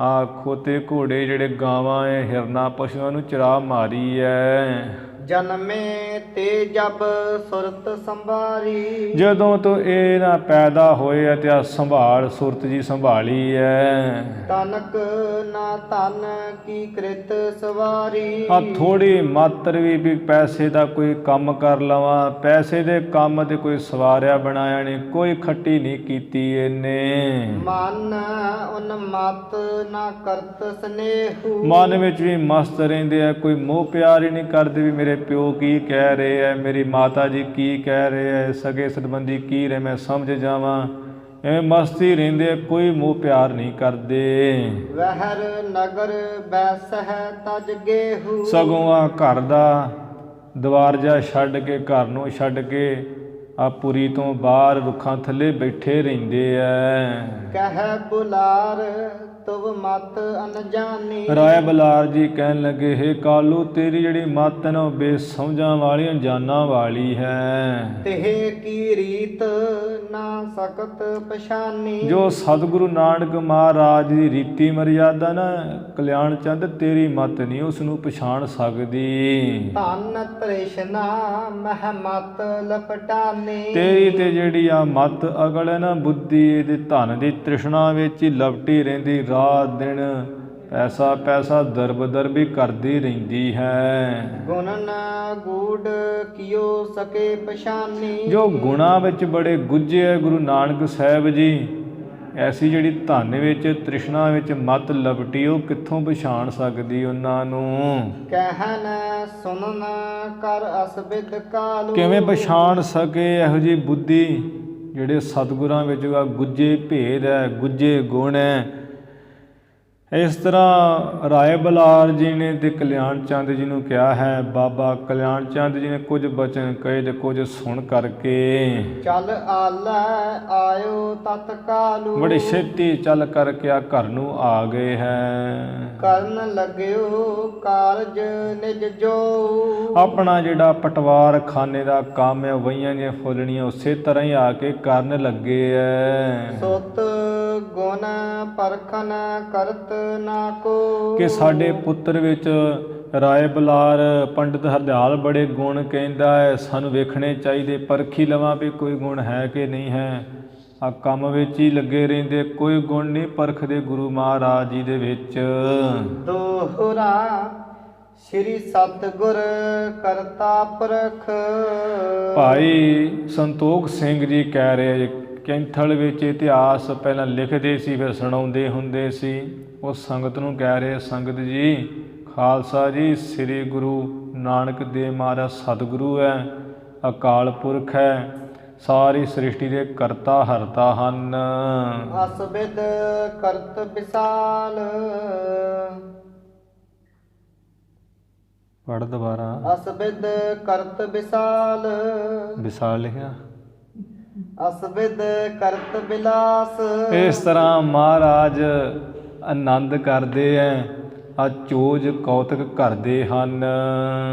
ਭਜ ਸੰਤੋਖ ਸਿੰਘ ਨਾਮ ਤਹਿ ਤਜਹੋ। ਭਜ ਸੰਤੋਖ ਸਿੰਘ ਨਾਮ ਤਹਿ। ਭਾਈ ਸੰਤੋਖ ਸਿੰਘ ਜੀ ਕਹਿੰਦੇ, ਗੁਰੂ ਨਾਨਕ ਦੇਵ ਮਹਾਰਾਜ ਦਾ ਖਾਲਸਾ ਜੀ, ਗੁਰੂ ਕੇ ਸਿੱਖੋ, ਨਾਮ ਸਿਮਰੋ। ਤਜਹੋ ਆਨ ਕੀ ਆਸ। ਹੋਰ ਜਿਹੜੇ ਦੇਵੀ ਦੇਵਤੇ, ਲਾਲਾ ਵਾਲਾ, ਪੀਰ ਲੱਖ ਦਾਤਾ ਆਦਿਕ ਹੈ, ਇਹਨਾਂ ਦੀ ਆਸ ਛੱਡ ਦਿਓ। ਮੁਕਤੀ ਦੇ ਦਾਤੇ ਤੇ ਗੁਰੂ ਨਾਨਕ ਸਾਹਿਬ ਹੀ ਹੈ। ਇਸ ਕਰਕੇ ਗੁਰੂ ਮਹਾਰਾਜ ਜੀ ਦਾ ਹੇ ਭਾਈ ਸਿਮਰਨ ਕਰੋ। ਗੁਰੂ ਨਾਨਕ ਸਾਹਿਬ ਜੀ ਨੂੰ ਧੰਨ ਗੁਰੂ ਨਾਨਕ ਸਾਹਿਬ, ਧੰਨ ਗੁਰੂ ਨਾਨਕ ਸਾਹਿਬ ਹੀ ਕਹੋ। ਇਤ ਸ੍ਰੀ ਗੁਰੂ ਨਾਨਕ ਪ੍ਰਕਾਸ਼ ਗ੍ਰੰਥੇ ਪੂਰ ਬਾਰ ਦੇ।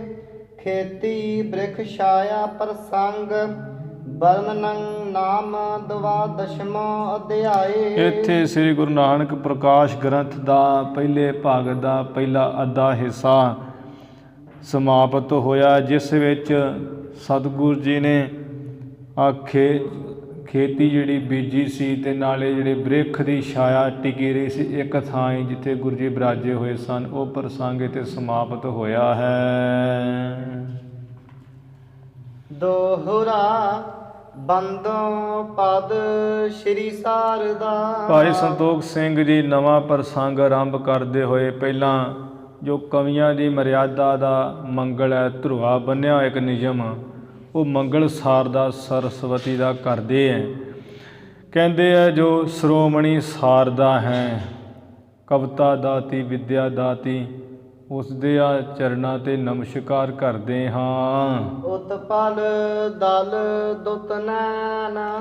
ਜਿਸ ਦੇ ਜਿਹੜੇ ਨੇਤਰ ਹੈ, ਉਹਨਾਂ ਦੀ ਜਿਹੜੀ ਸੋਭਾ ਹੈ, ਜਿਵੇਂ ਆ ਕਵਲ ਦੀਆਂ ਪੱਤੀਆਂ ਪੰਖੜੀਆਂ ਹੁੰਦੀਆਂ ਚੌੜੀਆਂ ਚੌੜੀਆਂ, ਇਸ ਤਰ੍ਹਾਂ ਜਿਸ ਦੇ ਨੇਤਰ ਬੜੇ ਸੋਭਾ ਵਾਲੇ, ਸੁੰਦਰਤਾ ਵਾਲੇ ਹੈ, ਕਵਲ ਦੀਆਂ ਪੱਤੀਆਂ ਵਾਂਗ ਚੌੜੇ। ਔਰ ਦਾ ਸਰਤਾ ਸੁਮਤ ਕੀ। ਇਸ ਤਰ੍ਹਾਂ ਜਿਹੜੀ ਸ੍ਰੇਸ਼ਟ ਮੱਤ ਹੈ, ਉਸ ਸ੍ਰੇਸ਼ਟ ਮੱਤ ਨੂੰ ਹਿਰਦੇ ਵਿੱਚ ਹਿਰਦੇ ਵਿੱਚ ਸ੍ਰੇਸ਼ਟ ਮਤ ਦਾ ਜਿਹੜੀ ਨਦੀ ਹੈ ਉਸ ਨੂੰ ਵਗਾ ਦੇਣ ਵਾਲੀ, ਚਲਾ ਦੇਣ ਵਾਲੀ ਹੈ ਸਾਰਦਾ। ਬੀਚੀ ਜਿਹੇ ਬਰ ਬੈਨ, ਜਿਸ ਵਿੱਚ ਸ੍ਰੇਸ਼ਟ ਮਤ ਰੂਪੀ ਸਰਤਾ ਨਦੀ ਵਿੱਚ ਜਿਹੜੇ ਸ੍ਰੇਸ਼ਟ ਬਚਨ ਹੈ ਉਹ ਮਾਨੋ ਇਹ ਲਹਿਰਾਂ ਜਿਹੜੀਆਂ ਉਹ ਲਹਿਰਾ ਰਹੀਆਂ, ਲਹਿਰਾਂ ਉੱਠ ਰਹੀਆਂ ਹਨ। ਇਸੇ ਤਰ੍ਹਾਂ ਜਿਹੜਾ ਗੁਰਬਾਣੀ ਦਾ ਅਰਥ ਵੀ ਮਹਾਂਪੁਰਸ਼ ਕਰਦੇ ਉਹ ਵੀ ਸਰਵਣ ਕਰੀਏ। ਬੰਦੋ ਪਦ ਸ਼੍ਰੀ ਸਾਰਦਾ, ਸ੍ਰੀ ਜੋ ਸ਼੍ਰੋਮਣੀ ਸਾਰਦਾ ਕੇ ਗੁਰਬਾਣੀ ਹੈ, ਸਤਿਗੁਰ ਜੀ ਕੀ ਧੁਰ ਕੀ ਬਾਣੀ। ਇਹ ਬਾਣੀ ਮਹਾਂਪੁਰਖ ਕੀ ਨਿਜ ਘਰ ਵਾਸਾ ਹੋਈ। ਸ਼੍ਰੋਮਣੀ ਜੋ ਗੁਰਬਾਣੀ ਹੈ, ਗੁਰਬਾਣੀ ਦੇ ਜਿਹੜੇ ਪਦ ਕਹੀਏ, ਜਿਹੜੇ ਸ਼ਬਦ ਹੈ ਉਹ ਕੀ ਹੈ, ਚਰਨ ਹੈ। ਹਿਰਦੈ ਚਰਨ ਸ਼ਬਦ ਸਤਿਗੁਰ ਕੇ, ਇਹ ਗੁਰਬਾਣੀ ਦੇ ਬਚਨ ਆਉਂਦੇ ਹੈ ਕਿ ਜਿਹੜੇ ਸਤਿਗੁਰ ਜੀ ਦੇ ਸ਼ਬਦ ਹੈ ਇਹੀ ਚਰਨ ਹੈ। ਕਈ ਕਹਿ ਦਿੰਦੇ ਨਾ ਵੀ ਗੁਰੂ ਨਾਨਕ ਸਾਹਿਬ ਜੀ ਕਿਸੇ ਸਮੇਂ ਆਏ ਸੀ, ਉਦੋਂ ਦੇ ਸਿੱਖ ਜਿਹੜੇ ਹੈ ਚਰਨਾਂ 'ਤੇ ਮੱਥਾ ਟੇਕ ਲੈਂਦੇ ਸੀ। ਹੁਣ ਅਸੀਂ ਕਿਹੜੇ ਚਰਨਾਂ ਨੂੰ ਮੱਥਾ ਟੇਕੀਏ, ਕਿਹੜੇ ਚਰਨਾਂ ਦਾ ਧਿਆਨ ਧਰੀਏ। ਇਵੇਂ ਉਹ ਕੁਝ ਜਿਹੜੇ ਜਿੰਨਾ ਆਪ ਚਲਾਏ ਨਾ ਆਪਣੇ ਨਰਕਵਾਦੀਆਂ ਨੇ, ਆਪਣੇ ਡੇਰੇ ਡੂਰੇ ਜੇ, ਉਹ ਇਹੋ ਜਿਹੇ ਪ੍ਰਮਾਣ ਦਿੰਦੇ ਹੈ ਵੀ ਗੁਰੂ ਗ੍ਰੰਥ ਸਾਹਿਬ ਜੀ ਦੇ ਦੱਸੋ ਕਿਹੜੇ ਚਰਨ ਹੈ, ਅਤੇ ਚਰਨਾਂ ਦੀ ਗੱਲ ਆ ਰਹੀ ਹੈ ਵੀ ਚਰਨਾਂ ਦਾ ਧਿਆਨ ਧਰੋ। ਹੁਣ ਚਰਨ ਦੇ ਕੋਈ ਗੁਰੂ ਗ੍ਰੰਥ ਸਾਹਿਬ ਜੀ ਦੇ ਹੈਗੇ ਨਹੀਂ ਹੈ, ਫਿਰ ਕਿਹਨੂੰ ਤੁਸੀਂ ਮੱਥਾ ਟੇਕੋਗੇ। ਸਾਰੇ ਲੋਕ ਸ਼ਿਸ਼ੋ ਪੱਤੇ ਪੈ ਜਾਂਦੇ, ਫਿਰ ਕਹਿੰਦੇ ਵਾਕਿਆ ਗੱਲ ਤਾਂ ਠੀਕ ਹੈ। ਫਿਰ ਉਹ ਕਹਿੰਦੇ ਵੀ ਹਾਂ ਇਸ ਕਰਕੇ ਦੇਹੀ ਗੁਰੂ ਹੋਣਾ ਬੜਾ ਜ਼ਰੂਰੀ ਹੈ। ਅਸੀਂ ਹੁਣ ਗੁਰੂ ਹਾਂ, ਸਾਡੇ ਚਰਨ ਪੂਜੋ। ਲੋਕ ਫਿਰ ਮੱਥੇ ਟੇਕਦੇ, ਚਰਨ ਧੋ ਧੋ ਕੇ ਪੀਂਦੇ ਹੈ। ਉਹ ਪੀਂਦੇ ਜਲ, ਕਹਿੰਦੇ ਗੁਰੂ ਜੀ ਦਾ ਜਲ ਛਕ ਲਿਆ ਹੈ। ਇਵੇਂ ਉਹ ਬੇਸਮਝੀ ਵਿੱਚ ਫਸਾਉਂਦੇ ਹੈ। ਪਰ ਗੁਰੂ ਜੀ ਦੇ ਚਰਨ ਕਿਹੜੇ ਹੈ, ਸ੍ਰੀ ਸਾਰਦਾ ਜੋ ਸਤਿਗੁਰੂ ਕੀ ਬਾਣੀ ਹੈ, ਗੁਰੂ ਗ੍ਰੰਥ ਸਾਹਿਬ ਜੀ ਦੀ ਬਾਣੀ। ਹਿਰਦੈ ਚਰਨ ਸ਼ਬਦ ਸਤਿਗੁਰ ਕੇ, ਸਤਿਗੁਰੂ ਜੀ ਦੇ ਜਿਹੜੇ ਸ਼ਬਦ ਹੈ ਨਾ ਇਹ ਚਰਨ ਹੈ, ਇਹਨਾਂ ਨੂੰ ਹਿਰਦੇ ਵਿੱਚ ਵਸਾਉਣਾ ਹੈ। ਇਹ ਚਰਨਾਂ ਜਿਹੜੀ ਗੁਰਬਾਣੀ ਦਾ ਧਿਆਨ ਧਰਨਾ ਹੈ ਸ਼ਬਦ ਵਿੱਚ, ਇਹ ਗੁਰੂ ਨਾਨਕ ਸਾਹਿਬ ਜੀ ਦੇ ਚਰਨਾਂ ਦਾ ਧਿਆਨ ਕਰਨਾ ਹੈ। ਜਿਹੜਾ ਗੁਰਬਾਣੀ ਨੂੰ ਮੱਥਾ ਟੇਕਣਾ ਹੈ ਇਹ ਗੁਰੂ ਨਾਨਕ ਸਾਹਿਬ ਜੀ ਦੇ ਚਰਨਾਂ ਉੱਪਰ ਮੱਥਾ ਟੇਕਣਾ ਹੈ, ਇਵੇਂ ਸਮਝਣਾ ਹੈ। ਅਤੇ ਗੁਰੂ ਜੀ ਨੂੰ ਮੱਥਾ ਟੇਕਿਆਂ ਕਈ ਜਿਹੜੇ ਪਾਪ ਮਿਟ ਜਾਂਦੇ ਹੈ, ਪੁੱਠੇ ਲੇਖ ਸਿੱਧੇ ਹੋ ਜਾਂਦੇ ਹੈ। ਆ ਜਿਹੜੀ ਹੁਣ ਚੱਲੀ ਨਾ ਬਿਮਾਰੀ, ਕਈ ਡਰਦੇ ਮੱਥਾ ਵੀ ਨਹੀਂ ਟੇਕਦੇ ਗੁਰੂ ਦੀ ਹਜ਼ੂਰੀ ਜਾ ਕੇ। ਉਹ ਕਹਿੰਦੇ ਵਾਇਰਸ ਫੈਲ ਜੂ, ਇੱਥੇ ਹੱਥ ਥੱਲੇ ਲਾਵਾਂਗੇ ਨਾ ਅਤੇ ਵਾਇਰਸ ਫੈਲ ਜੂਗਾ। ਗੁਰੂ ਗ੍ਰੰਥ ਸਾਹਿਬ ਜੀ ਨੂੰ ਮੱਥਾ ਨਹੀਂ ਟੇਕਦੇ ਥੱਲੇ ਹੱਥ ਲਾ ਕੇ। ਇਹੋ ਜਿਹੇ ਉਹ ਸਿੱਖ ਹੈ ਗੁਰੂ ਕੇ। ਗੁਰੂ ਜੀ ਨੂੰ ਜਿਹੜਾ ਮੱਥਾ ਹੀ ਨਹੀਂ ਆ ਚਰਨ ਥੱਲੇ, ਗੁਰੂ ਜੀ ਦੇ ਮੱਥਾ ਟੇਕਣ ਲੱਗਿਆ ਆਪਣੇ ਹੱਥ ਨਹੀਂ ਥੱਲੇ ਲਾ ਰਿਹਾ, ਉਹ ਦੱਸੋ ਕੀ ਸਿੱਖ ਹੈ। ਗੁਰੂ ਜੀ ਦੇ ਅੱਗੇ ਜਿਹੜਾ ਮੱਥਾ ਟੇਕਣਾ, ਦੋਵੇਂ ਜਿਹੜੇ ਹੱਥ ਥੱਲੇ ਲਾ ਕੇ, ਮੱਥਾ ਨੱਕ ਲਾ ਕੇ, ਉਹ ਇਵੇਂ ਸਮਝਣਾ ਹੈ ਵੀ ਗੁਰੂ ਨਾਨਕ ਸਾਹਿਬ ਦਸੇ ਪਾਤਸ਼ਾਹੀਆਂ ਦੇ ਚਰਨਾਂ ਉੱਪਰ ਆਪਣਾ ਮੱਥਾ, ਨੱਕ, ਹੱਥ ਰੱਖ ਕੇ ਟੇਕ ਰਹੇ ਹਾਂ ਮੱਥਾ। ਇਹ ਨਹੀਂ ਸਮਝਣਾ ਵੀ ਗੁਰੂ ਗ੍ਰੰਥ ਸਾਹਿਬ ਜੀ ਸਾਡੇ ਤੋਂ 10 ਫੁੱਟ ਦੀ ਦੂਰੀ 'ਤੇ ਹੈ, ਅਸੀਂ 10 ਫੁੱਟ ਪਿੱਛੇ ਗਲੀਚੇ 'ਤੇ ਹੱਥ ਰੱਖੇ ਹੈ, ਮੱਥਾ ਅਸੀਂ ਕਿੱਥੇ ਗੁਰੂ ਦੇ ਚਰਨਾਂ 'ਤੇ ਟੇਕ ਰਹੇ ਹਾਂ। ਅਤੇ ਹੁਣ ਇਹੋ ਜਿਹੇ ਅਸੀਂ ਵੇਖ ਰਹੇ ਹਾਂ ਗੁਰੂ ਦੀ ਹਜ਼ੂਰੀ ਵਿੱਚ ਲੋਕ ਮੱਥਾ ਟੇਕਣ ਵੀ ਗਏ ਹੈ, ਹੱਥ ਜਿਹੜੇ ਆਪਣੇ ਉਹ ਲਾਉਂਦੇ ਹੀ ਨਹੀਂ, ਕਈ ਤਾਂ ਸਿੱਧਾ ਹੀ ਐਂ ਨਿਕਲ ਜਾਂਦੇ ਬਾਹਰ ਹਜ਼ੂਰੀ 'ਚੋਂ ਹੀ। ਗੁਰੂ ਮਹਾਰਾਜ ਜੀ ਨੂੰ ਐਵੇਂ ਹਾਜ਼ਰ ਨਾਜ਼ਰ ਅਸੀਂ ਕੋਈ ਨਹੀਂ ਸਮਝਦੇ। ਗੁਰੂ ਗ੍ਰੰਥ ਸਾਹਿਬ ਨੂੰ ਮੱਥਾ ਟੇਕੀ ਜਾਣ ਡੇ ਹਾਂ ਪਹਿਲਾਂ, ਹੁਣ ਅਸੀਂ ਟੇਕਣਾ ਬੰਦ ਕਰ ਦਿੱਤਾ ਹੈ। ਗੁਰੂ ਗ੍ਰੰਥ ਸਾਹਿਬ ਜੀ ਨੂੰ ਅਸੀਂ ਸੱਚਮੁੱਚ ਹੀ ਹਾਜ਼ਰ ਪ੍ਰਗਟ ਗੁਰਾਂ ਕੀ ਦੇਹ ਨਹੀਂ ਮੰਨਦੇ। ਕਹਿੰਦੇ ਸ਼ਬਦ ਗੁਰੂ ਇਹ ਦੇ ਬਸ ਗਿਆਨ ਵਾਸਤੇ ਹੈ। ਇਹੋ ਜਿਹੀ ਸਾਡੀ ਸ਼ਰਧਾ ਹੈ। ਇੱਥੇ ਬਹੁਤਾ ਵਿਸਥਾਰਤ ਵੱਲ ਨਾ ਜਾਈਏ। ਭਾਈ ਸਾਹਿਬ ਜੀ ਨੇ ਇਵੇਂ ਮੰਗਲ ਕੀਤਾ ਹੈ। ਮਹਾਂਪੁਰਸ਼ ਇਸ ਦਾ ਮੰਗਲ ਦਾ ਅਰਥ ਕਰਦੇ ਹੈ ਸ੍ਰੀ ਜੋ ਸ਼੍ਰੋਮਣੀ ਗੁਰਬਾਣੀ ਹੈ, ਉਹਦੇ ਜਿਹੜੇ ਪਦ ਹੈ ਉਹ ਕੀ ਹੈ, ਗੁਰਬਾਣੀ ਦੇ ਚਰਨ ਸ਼ਬਦ। ਉਹਨਾਂ ਸ਼ਬਦਾਂ ਦਾ ਜਿਹੜਾ ਧਿਆਨ ਧਰਨਾ ਉਹੀ ਗੁਰੂ ਦੇ ਚਰਨਾਂ ਦਾ ਧਿਆਨ ਧਰਨਾ ਹੈ। ਸ਼ਬਦ ਦੇ ਜਿਹੜਾ ਗੁਰਬਾਣੀ ਨੂੰ ਮੱਥਾ ਟੇਕਣਾ ਇਹੀ ਗੁਰੂ ਨਾਨਕ ਸਾਹਿਬ ਜੀ ਦੇ 10 ਪਾਤਸ਼ਾਹੀਆਂ ਦੇ ਚਰਨਾਂ ਦੇ ਮੱਥਾ ਟੇਕਣਾ ਹੈ। ਉਸ ਚਰਨਾਂ ਉੱਪਰ ਭਾਈ ਸੰਤੋਖ ਸਿੰਘ ਜੀ ਕਹਿੰਦੇ ਮੈਂ ਬੰਦਨਾ ਨਮਸਕਾਰ ਕਰਦਾ ਮੱਥਾ ਟੇਕਦਾ ਹਾਂ। ਉਤਪਲ ਦਲ ਦੁੱਤ ਨੈਣ, ਜਿਵੇਂ ਕਵਲ ਫੁੱਲ ਉਹਦੀਆਂ ਪੱਤੀਆਂ ਆ ਜਲ ਚਿੱਕੜ ਤੋਂ ਨਿਰਲੇਪ ਰਹਿੰਦੀਆਂ, ਪਾਣੀ ਨੂੰ ਟਿਕਣ ਨਹੀਂ ਦਿੰਦੀਆਂ ਆਪਣੇ ਉੱਪਰ, ਇਵੇਂ ਸਤਿਗੁਰ ਕੀ ਬਾਣੀ ਸੰਸਾਰੀ ਪਦਾਰਥਾਂ ਰੂਪੀ ਜਿਹੜੇ ਸੰਸਾਰ ਦੇ ਪਦਾਰਥ ਇਹ ਪਾਣੀ ਨਾਲ ਤੋਂ ਨਿਰਲੇਪ ਹੈ। ਜਿਹੜੇ ਗੁਰਬਾਣੀ ਪੜ੍ਹਦੇ ਹੈ ਉਹ ਪੜ੍ਹਨ ਵਾਲੇ ਸੰਤ ਗਿਆਨੀ ਮਹਾਂਪੁਰਸ਼ ਗੁਰਮੁਖ ਵੀ ਉਹ ਵੀ ਨਿਰਲੇਪ ਹੋ ਜਾਂਦੇ ਸੰਸਾਰ ਦੇ ਪਦਾਰਥਾਂ ਤੋਂ। ਸਤਿਗੁਰ ਕੀ ਬਾਣੀ ਇਵੇਂ ਸੰਸਾਰ ਦੇ ਪਦਾਰਥਾਂ ਰੂਪੀ ਜਲ ਤੋਂ ਨਿਰਲੇਪ ਕਰ ਦੇਣ ਵਾਲੀ ਹੈ। ਦੁੱਤ ਨੈਣ ਜਿਹੜਾ ਮਨ ਅਤੇ ਬੁੱਧ ਨੇਤਰ ਹੈ ਇਹਨਾਂ ਨੂੰ ਸੁੰਦਰਤਾ ਬਖਸ਼ ਦੇਣ ਵਾਲੀ ਹੈ ਸਤਿਗੁਰ ਕੀ ਬਾਣੀ। ਮਨ ਜਿਹਨੂੰ ਜਨਮਾਂ ਜਨਮਾਂ ਦੀ ਮੈਲ ਲੱਗੀ ਹੈ ਪਾਪਾਂ ਦੀ, ਉਹ ਮੈਲ ਜਿਹੜੀ ਹੈ ਕੱਢ ਦੇਣ ਵਾਲੀ ਗੁਰਬਾਣੀ। ਜਿਹੜੀ ਬੁੱਧੀ ਬੜੀ ਮੈਲੀ ਹੋਈ ਹੈ ਖੋਟੀ ਬੁੱਧੀ, ਇਸ ਨੂੰ ਨਿਰਮਲ ਕਰ ਦੇਣ ਵਾਲੀ ਹੈ ਗੁਰੂ ਕੀ ਬਾਣੀ। ਮਨ ਬੁੱਧ ਰੂਪੀ ਨੇਤਰਾਂ ਨੂੰ ਸੁੰਦਰਤਾ ਬਖਸ਼ ਦੇਣ ਵਾਲੀ ਹੈ ਗੁਰੂ ਕੀ ਧੁਰ ਕੀ ਬਾਣੀ। ਔਰ ਦਾ ਸਰਤਾ ਸਮਤ ਕੀ, ਔਰ ਦਾ ਅੱਡ ਅੱਡ ਪੜਿਆ ਕਰ। ਔਰ ਹਿਰਦਾ ਰੂਪੀ ਜਿਹੜਾ ਹਿਰਦਾ ਹੈ, ਹਿਰਦੇ ਵਿੱਚ ਜਿਹੜੀ ਸ੍ਰੇਸ਼ਟ ਮੱਤ ਹੈ ਉਸ ਸ੍ਰੇਸ਼ਟ ਮੱਤ ਨੂੰ ਗੁਰੂ ਕੀ ਬਾਣੀ ਬਖਸ਼ ਦੇਣ ਵਾਲੀ ਹੈ। ਸ੍ਰੇਸ਼ਟ ਮੱਤ ਨੂੰ ਹਿਰਦੇ ਵਿੱਚ ਬਖਸ਼ ਕੇ ਜਿਹੜੀ ਸਰਤਾ ਨਦੀ ਹੈ, ਇਵੇਂ ਸ੍ਰੇਸ਼ਟ ਮੱਤ ਦੀ ਨਦੀ ਨੂੰ ਵਗਾ ਦੇਣ ਵਾਲੀ ਚਲਾ ਦੇਣ ਵਾਲੀ ਹੈ ਗੁਰੂ ਕੀ ਧੁਰ ਕੀ ਬਾਣੀ।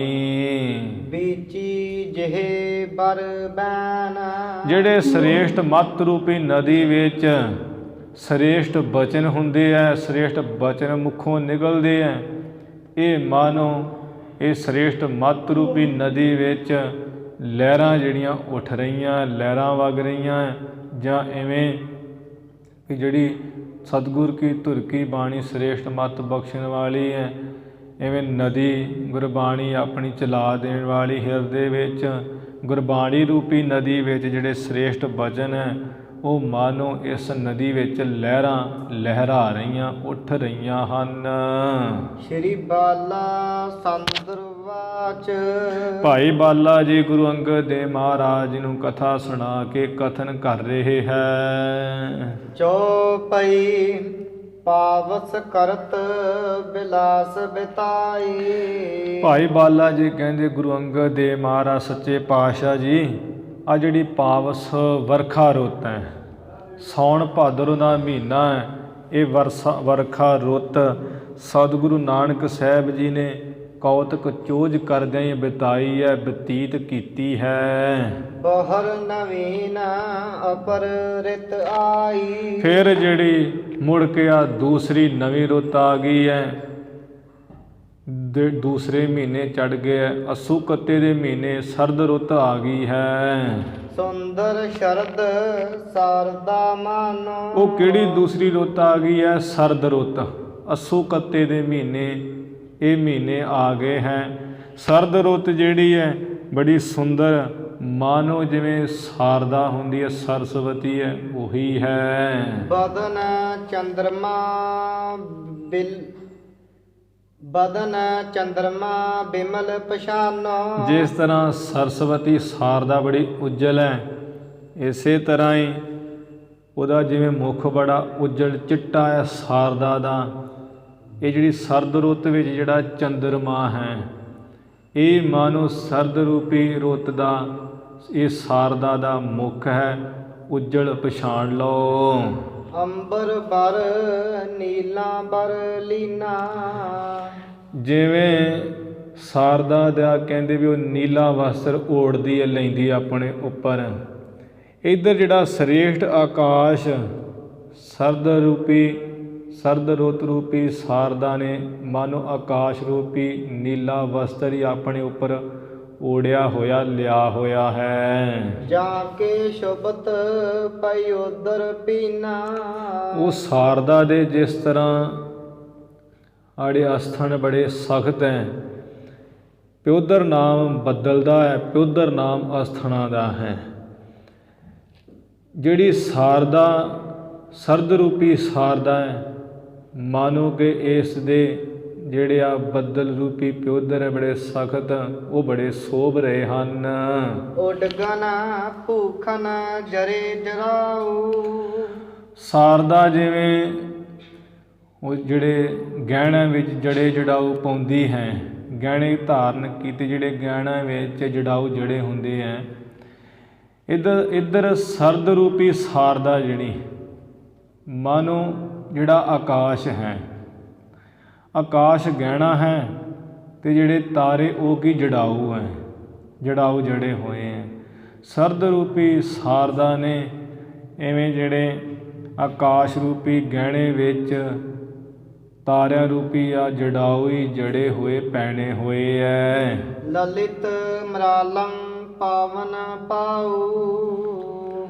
ਸਾਰਦਾ ਦੇ ਜਿਵੇਂ ਚਰਨ ਬੜੇ ਪਵਿੱਤਰ ਹੈ, ਇੱਧਰ ਜਿਹੜੇ ਸਰਦ ਰੁੱਤ ਰੂਪੀ ਸਾਰਦਾ ਵਿੱਚ ਹੰਸ ਹੈ, ਚਿੱਟੇ ਚਿੱਟੇ ਬੜੇ ਪਵਿੱਤਰ ਉੱਜਲ, ਉਹੀ ਮਾਨੋ ਜਿਹੜੇ ਹੰਸ ਹੈ ਉਹ ਪਵਿੱਤਰ ਸਾਰਦਾ ਰੂਪੀ ਸਰਦ ਰੂਪੀ ਰੁੱਤ ਦੇ ਆ ਪੈਰ ਹੈ, ਚਰਨ ਹੈ। ਮ੍ਰਿਦਲ ਕਮਲ ਕਰ ਜਿਹੇ ਦੁੱਤ ਪੂਰੀ। ਜਿਸ ਤਰ੍ਹਾਂ ਸਾਰਦਾ ਦੇ ਹੱਥ ਬੜੇ ਕੋਮਲ ਹੈ ਅਤੇ ਲਾਲ ਸੁਰਖ ਹੈ ਬਹੁਤੇ, ਇਸੇ ਤਰ੍ਹਾਂ ਸਰਦ ਰੂਪੀ ਸਾਰਦਾ ਦੇ ਵਿੱਚ ਜਿਹੜੇ ਆ ਕਮਲ ਫੁੱਲ ਖਿੜੇ ਹੈ।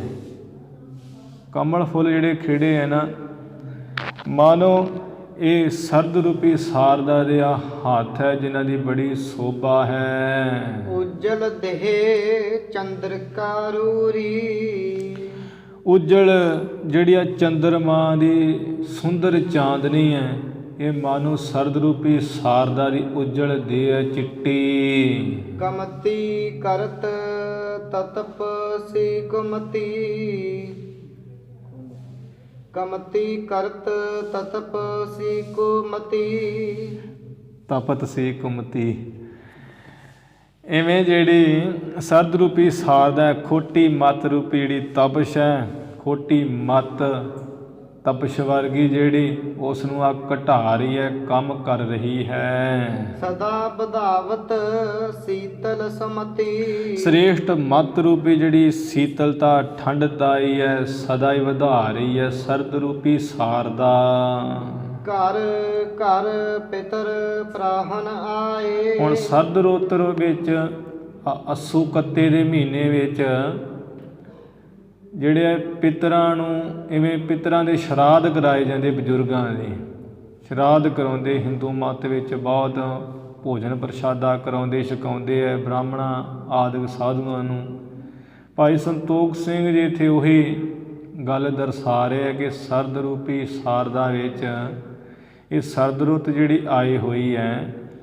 ਹੁਣ ਘਰ ਘਰ ਵਿੱਚ ਜਿਹੜੇ ਪਿੱਤਰ ਹੈ, ਬਜ਼ੁਰਗ ਜਿਹੜੇ ਮੋਏ ਹੈ, ਮਰ ਚੁੱਕੇ ਹੈ, ਉਹੀ ਪ੍ਰਾਹੁਣੇ ਰੂਪ ਹੋ ਕੇ ਆਏ ਹੈ, ਕਿਉਂਕਿ ਉਹ ਬਾਹਮਣ ਲੋਕਾਂ ਨੂੰ ਲੋਕ ਜਿਹੜੇ ਹੈ ਪਿੱਤਰਾਂ ਦੇ ਨਿਮਿੱਤ ਭੋਜਨ ਛਕਾਉਂਦੇ ਵੀ ਸਾਡੇ ਪਿੱਤਰਾਂ ਨੂੰ ਪਹੁੰਚ ਰਿਹਾ ਹੈ। ਅਤੇ ਉਹ ਜਿਹੜੇ ਬ੍ਰਾਹਮਣ ਆਏ ਛਕਣ ਵਾਲੇ ਮਾਨੋ ਉਹ ਕੀ ਹੈ, ਬਜ਼ੁਰਗ ਹੀ ਆਏ ਹੈ। ਇਵੇਂ ਘਰ ਘਰ ਵਿੱਚ ਪਿੱਤਰ ਬਜ਼ੁਰਗ ਪ੍ਰਾਹੁਣੇ ਰੂਪ ਬਣ ਕੇ ਆਏ ਹੋਏ ਹੈ। ਪੰਥੀ ਪੁਰ ਨਿਜ ਪੰਥ ਸਿਧਾਏ। ਰਾਹੀ ਜਿਹੜੇ ਰਸਤੇ ਵਿੱਚ ਚੱਲਣ ਵਾਲੇ ਸਨ, ਆਪੋ ਆਪਣੀ ਪੁਰੀਆਂ ਵਿੱਚ ਜਿਹੜੇ ਟਿਕੇ ਹੋਏ ਸੀ ਕੰਮਾਂ ਕਾਰਾਂ ਤੋਂ, ਉਹ ਹੁਣ ਆਪੋ ਆਪਣੇ ਪੁਰੀਆਂ ਵੱਲ ਨੂੰ, ਜਿਹੜੇ ਕੋਈ ਰਾਏ ਭੋਜ ਦੀ ਤਲਵੰਡੀ ਵਿੱਚ ਆਏ ਹੋਏ ਸੀ, ਹੁਣ ਆਪੋ ਆਪਣੀ ਪੁਰੀਆਂ ਨੂੰ ਜਾ ਰਹੇ ਹੈ, ਚਲੇ ਗਏ ਹੈ ਕਿ ਜਿਹੜੀ ਬਾਰਿਸ਼ ਹੈ ਹਟ ਗਈ ਹੈ, ਵਰਖਾ ਰੁੱਤ ਹੁਣ ਅੱਸੂ ਕੱਤੇ ਦੇ ਮਹੀਨੇ ਆ ਗਏ ਹੈ। ਇਵੇਂ ਆਪਣੇ ਪੁਰੀਆਂ ਵੱਲ ਨੂੰ ਚਲੇ ਗਏ ਹੈ। ਪੂਜ ਪਾਇਤਾ ਚੰਡ ਗਣੇਸ਼ਾ। ਹੁਣ ਅੱਸੂ ਕੱਤੇ ਮਹੀਨੇ ਵਿੱਚ ਆ ਹਿੰਦੂ ਮਤ ਸਨਾਤਨ ਮਤ ਵਿੱਚ ਗਣੇਸ਼ ਦੀ ਪੂਜਾ ਹੁੰਦੀ ਹੈ, ਚੰਡੀ ਦੀ ਪੂਜਾ ਦੇ ਦੁਸਹਿਰਾ ਆਦਿਕ ਆਉਂਦਾ ਹੈ। ਗਣੇਸ਼ ਨੂੰ ਪੂਜ ਕੇ ਚੰਡੀ ਨੂੰ ਪੂਜ ਕੇ ਤੇ ਪੈਤਾ ਜਿਹੜਾ ਹੁਣ ਦੁਸਹਿਰਾ ਮਨਾ ਰਹੇ ਹੈ। ਪੈਤਾ ਕਹਿੰਦਾ ਦੁਸਹਿਰੇ ਨੂੰ। ਇਵੇਂ ਦੁਸਹਿਰਾ ਮਨਾਉਂਦੇ ਹੈ, ਰਾਵਣ ਦੀ ਬਣਾ ਕੇ ਪੁਤਲਾ ਜਿਹਾ ਨੂੰ ਸਾੜਦੇ ਹੈ ਤੇ ਲੋਕ ਜੈ ਜੈ ਰਾਮ ਜੀ ਦੀ ਕਰਦੇ ਹੈ। ਰਾਵਣ ਦੀ ਉਹ ਬਦਚਲਣੀ ਕਰਕੇ ਉਹਨੂੰ ਹੰਕਾਰੀ ਆਦਿਕ ਇਵੇਂ ਬੋਲ ਕਬੋਲ ਬੋਲਦੇ ਲੋਕ ਕਹਿੰਦੇ ਵੀ ਇਵੇਂ ਤੀਰ ਮਾਰ ਕੇ ਕਹਿੰਦੇ ਹੈ ਕਿ ਨੇਕੀ ਦੀ ਜਿੱਤ ਹੋ ਗਈ ਹੈ, ਬਦੀ ਦੀ ਹਾਰ ਹੋ ਗਈ ਹੈ। ਇਵੇਂ ਦੁਸਹਿਰਾ ਮਨਾਉਂਦੇ, ਗਣੇਸ਼ ਚੰਡੀ ਨੂੰ ਪੂਜ ਕੇ ਤੇ ਫਿਰ ਦੁਸਹਿਰਾ ਮਨਾਉਂਦੇ ਹੈ। ਇਸੇ ਤਰ੍ਹਾਂ ਪਾਇਤਾ ਕਹੀਦਾ ਹੈ ਪੈਂਤੜੇ ਨੂੰ। ਜਿਹੜੇ ਕੋਈ ਰਾਜੇ ਲੋਕ ਆਪਣੇ ਦੁਸ਼ਮਣ 'ਤੇ ਜਦੋਂ ਚੜ੍ਹਾਈ ਕਰਦੇ ਹੈ, ਉਹ ਪਹਿਲਾਂ ਜੋਤਸ਼ੀਆਂ ਕੋਲੋਂ ਮੁਹੂਰਤ ਕਢਾਉਂਦੇ ਚੰਗਾ ਵੀ ਕਦੋਂ ਚੜ੍ਹਾਈ ਕਰੀਏ। ਫਿਰ ਉਹ ਜੋਤਸ਼ੀ ਟੇਵਾ ਲਾਉਣ ਵਾਲਾ ਪੰਡਿਤ ਉਹ ਕੱਢਦਾ ਹੈ ਚੰਗਾ ਮੁਹੂਰਤ। ਫਿਰ ਕਹਿੰਦਾ ਵੀ ਫਲਾਣੇ ਦਿਨ ਤੁਸਾਂ ਨੇ ਚੜ੍ਹਾਈ ਕਰਨੀ ਆਪਣੇ ਦੁਸ਼ਮਣ 'ਤੇ। ਜਦੋਂ ਉਹ ਦਿਨ ਆਉਂਦਾ ਹੈ, ਜੇ ਕਿਤੇ ਰਾਜੇ ਕੋਲੋਂ ਚੜ੍ਹਾਈ ਨਾ ਕੀਤੀ ਜਾਵੇ ਵੈਰੀ ਦੁਸ਼ਮਣ 'ਤੇ, ਉਹਦੇ ਦੇਸ਼ 'ਤੇ, ਫਿਰ ਰਾਜੇ ਲੋਕ ਇਵੇਂ ਕੋਈ ਅਸਤਰ ਸ਼ਸਤਰ ਬਸਤਰ ਕੋਈ ਚੀਜ਼ ਆਪਣੀ ਪਹਿਲਾਂ ਭੇਜ ਦਿੰਦੇ, ਜਾਂ ਆਪਣਾ ਜਿਹੜਾ ਘੋੜਾ ਜੇ 'ਤੇ ਸਵਾਰੀ ਕਰਦਾ ਹੈ ਰਾਜਾ, ਉਸ ਨੂੰ ਬਣਾ ਸਵਾਰ ਕੇ ਜੰਗੀ ਘੋੜਾ ਬਣਾ ਕੇ ਉੱਪਰ ਆਪਣਾ ਕੋਈ ਸ਼ਸਤਰ ਆਦਿਕ ਵਸਤਰ ਆਦਿਕ ਕੋਈ ਚੀਜ਼ ਟੰਗ ਕੇ ਪਹਿਲਾਂ ਭੇਜ ਦਿੰਦੇ ਹੈ ਉਸ ਘੋੜੇ ਨੂੰ। ਅਤੇ ਉਹਨੂੰ ਨਾਲ ਨੌਕਰ ਭੇਜ ਦਿੰਦੇ ਵੀ ਤੂੰ ਇਵੇਂ ਆ ਜਦੋਂ ਮੁਹੂਰਤ ਜਿਹੜਾ ਦੱਸਿਆ ਜੋਸ਼ੀ ਨੇ ਉਦੋਂ ਤੂੰ ਚਲੇ ਜਾਣਾ ਹੈ। ਉਹ ਜਿਹੜੇ ਕੋਈ ਜੰਗ ਆਪ ਜਾਣ ਤੋਂ ਪਹਿਲਾਂ ਚੀਜ਼ ਤੋਰ ਦਿੰਦੇ ਹੈ, ਕਿਸੇ ਚੀਜ਼ ਨੂੰ ਤਿਆਰ ਬਾਰ ਕਰਕੇ ਘੋੜੇ ਆਦਿਕ ਨੂੰ ਸ਼ਸਤਰ ਬਸਤਰ ਨੂੰ ਦਾਸ ਦੇ ਸਮੇਤ, ਉਹਨੂੰ ਕਹੀਦਾ ਹੈ ਪੈਂਤੜਾ ਰੱਖਣਾ। ਫਿਰ ਮਗਰੋਂ ਆਪ ਚੜ੍ਹਾਈ ਕਰਦੇ ਹੈ। ਇਹ ਹੁਣ ਅੱਸੂ ਕੱਤੇ ਦੇ ਮਹੀਨੇ 'ਚ ਰਾਜੇ ਇਵੇਂ ਉਹ ਕਰਦੇ ਹੈ। ਭਾਈ ਸਾਹਿਬ ਜੀ ਨੇ ਉਹੀ ਸਾਰੀ ਇੱਥੇ ਗੱਲ ਦਰਸਾ ਰਹੇ ਵੀ ਗਣੇਸ਼ ਨੂੰ ਪੂਜ ਕੇ ਚੰਡੀ ਨੂੰ ਪੂਜ ਕੇ ਦੁਸਹਿਰਾ ਆਦਿਕ ਮਨਾ ਕੇ ਰਾਜੇ ਲੋਕ ਪੈਂਤੜਾ ਰੱਖ ਕੇ ਰਿਪ ਦੇਸ਼ਨ ਪਰ ਚੜੇ ਨਰੇਸ਼ਾ। ਜਿਹੜੇ ਰਾਜੇ ਹੈ ਉਹ ਵੈਰੀਆਂ ਦੇ ਦੇਸ਼ਾਂ ਉੱਪਰ ਚੜ੍ਹ ਗਏ ਹੈ ਜੰਗ ਵਾਸਤੇ। ਭਏ ਸੇਤ ਜਲ ਮੁਗ ਜਲਹੀਨਾ।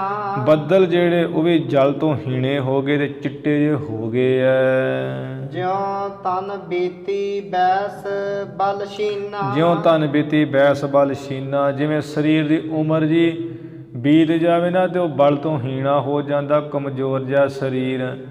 ਇਵੇਂ ਬੱਦਲ ਜਿਹੜੇ ਪਾਣੀ ਤੋਂ ਹੀਣੇ ਹੋ ਗਏ, ਕਮਜ਼ੋਰ ਜਿਹੇ ਹੋ ਗਏ, ਚਿੱਟੇ ਹੋ ਗਏ ਹੈ। ਜਿਸ ਤਰ੍ਹਾਂ ਮਨੁੱਖ ਉਮਰ ਬੀਤ ਜਾਵੇ ਤੇ ਦਾੜਾ ਵੀ ਚਿੱਟਾ ਤੇ ਕੇਸ ਵੀ ਚਿੱਟੇ, ਇਵੇਂ ਬੱਦਲ ਚਿੱਟੇ ਹੋ ਗਏ ਸਰਦ ਰੁੱਤ ਕਰਕੇ। ਨਾਸੇ ਅਲਪ ਜੰਤ ਜੇ ਰਾਸੀ। ਵਰਖਾ ਦੇ ਵਿੱਚ, ਵਰਖਾ ਰੁੱਤ ਵਿੱਚ ਕਿੰਨਿਆਂ ਧਮੱਕੜ ਆਦਿਕ ਪਤੰਗੇ ਜਿਹੇ ਹੋ ਜਾਂਦੇ, ਛੋਟੇ ਛੋਟੇ ਜੀਵ ਪੈਦਾ ਹੋ ਜਾਂਦੇ ਬੜੇ। ਉਹ ਜਿੰਨੇ ਜਿਹੜੇ ਛੋਟੇ ਛੋਟੇ ਜੀਵ ਹੈ ਸਾਰੇ ਉਹ ਵੀ ਇਵੇਂ ਨਾਸ ਹੋ ਗਏ ਹੈ ਸਾਰੇ ਸਰਦ ਰੁੱਤ ਕਰਕੇ। ਜਨ ਗਿਆਨੀ ਬਾਸ਼ਨਾ ਬੇਨਾਸ਼ੀ। ਉਹ ਤੇ ਇਵੇਂ ਨਾਸ ਹੋਏ ਹੈ ਮਾਨੋ ਜਿਵੇਂ ਕਿਸੇ ਗਿਆਨੀ ਪੁਰਸ਼ ਦੇ ਮਨ ਦੀਆਂ ਵਾਸ਼ਨਾ ਸਾਰੀਆਂ ਨਾਸ ਹੋ ਗਈਆਂ ਹੋਣ। ਦੋਹਰਾ ਸੁੰਦਰ ਸੁਖ ਮੰਦਰ ਪ੍ਰਭੂ। ਇਹ ਭਾਈ ਸਾਹਿਬ ਜੀ ਨੇ ਸਰਦ ਰੁੱਤ ਦਾ ਸਾਰਾ ਅਲੰਕਾਰ ਬੰਨਿਆ ਹੈ। ਪਹਿਲਾਂ ਤਾਂ ਬੰਨਿਆ ਸੀ ਨਾ ਚੰਡਕਾ ਦਾ ਪ੍ਰਮਾਣ ਦੇ ਕੇ ਅਲੰਕਾਰ ਬੰਨ੍ਹ ਕੇ ਕਾਲੀ ਦਾ, ਕਾਲੀ ਦੇਵੀ ਦਾ ਵਰਸ਼ਾ ਰੁੱਤ ਨਾਲ ਸੰਬੰਧ ਕਰਕੇ। ਹੁਣ ਇੱਥੇ ਜਿਹੜੀ ਸਰਦ ਰੁੱਤ ਦਾ ਅਲੰਕਾਰ ਬੰਨਿਆ ਸਾਰਦਾ ਨਾਲ ਮੇਲ ਕੇ, ਸਰਸਵਤੀ ਦਾ ਪ੍ਰਮਾਣ ਦੇ ਕੇ ਕਿ ਸਰਦ ਰੁੱਤ ਵਿੱਚ ਕਿਸ ਤਰ੍ਹਾਂ ਹੁੰਦਾ ਹੈ। ਉਹ ਸਾਰਾ ਜੋ ਹੁੰਦਾ ਹੈ ਉਹ ਆਪਾਂ ਤਕਰੀਬਨ ਵੇਖਦੇ ਹੀ ਹਾਂ ਹਰ ਸਾਲ। ਹੁਣ ਭਾਈ ਸਾਹਿਬ ਜੀ ਕਥਾ ਆਰੰਭ ਕਰਨ ਲੱਗੇ ਹੈ। ਕਹਿੰਦੇ ਜੋ ਸੁੰਦਰ ਰੁੱਤ ਹੈ ਤੇ ਸੁੱਖਾਂ ਦੇ ਮੰਦਰ ਤੇ ਸੁੰਦਰ ਪ੍ਰਭੂ ਗੁਰੂ ਨਾਨਕ ਸਾਹਿਬ ਜੀ, ਆਨੰਦ ਸਦਾ ਮੁਕੰਦ, ਜੋ ਆਨੰਦ ਸਰੂਪ ਹੈ, ਮੁਕਤੀ ਦੇ ਦਾਤੇ ਹੈ ਸਦਾ।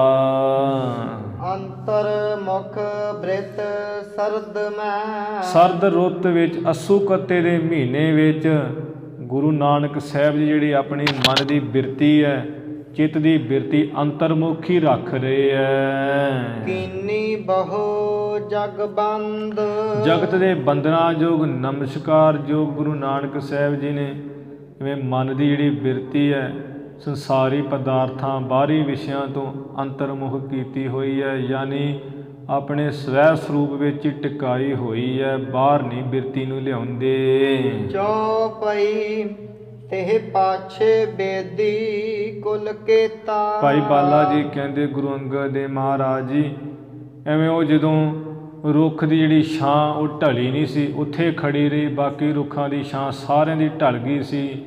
ਰਾਏ ਬਲਾਰ ਨੇ ਵੇਖਿਆ ਉਹਦੀ ਬੜੀ ਸ਼ਰਧਾ ਵੱਧ ਗਈ, ਉਹ ਖੁਦਾ ਮੰਨਣ ਲੱਗ ਪਿਆ ਸਤਿਗੁਰੂ ਜੀ ਨੂੰ।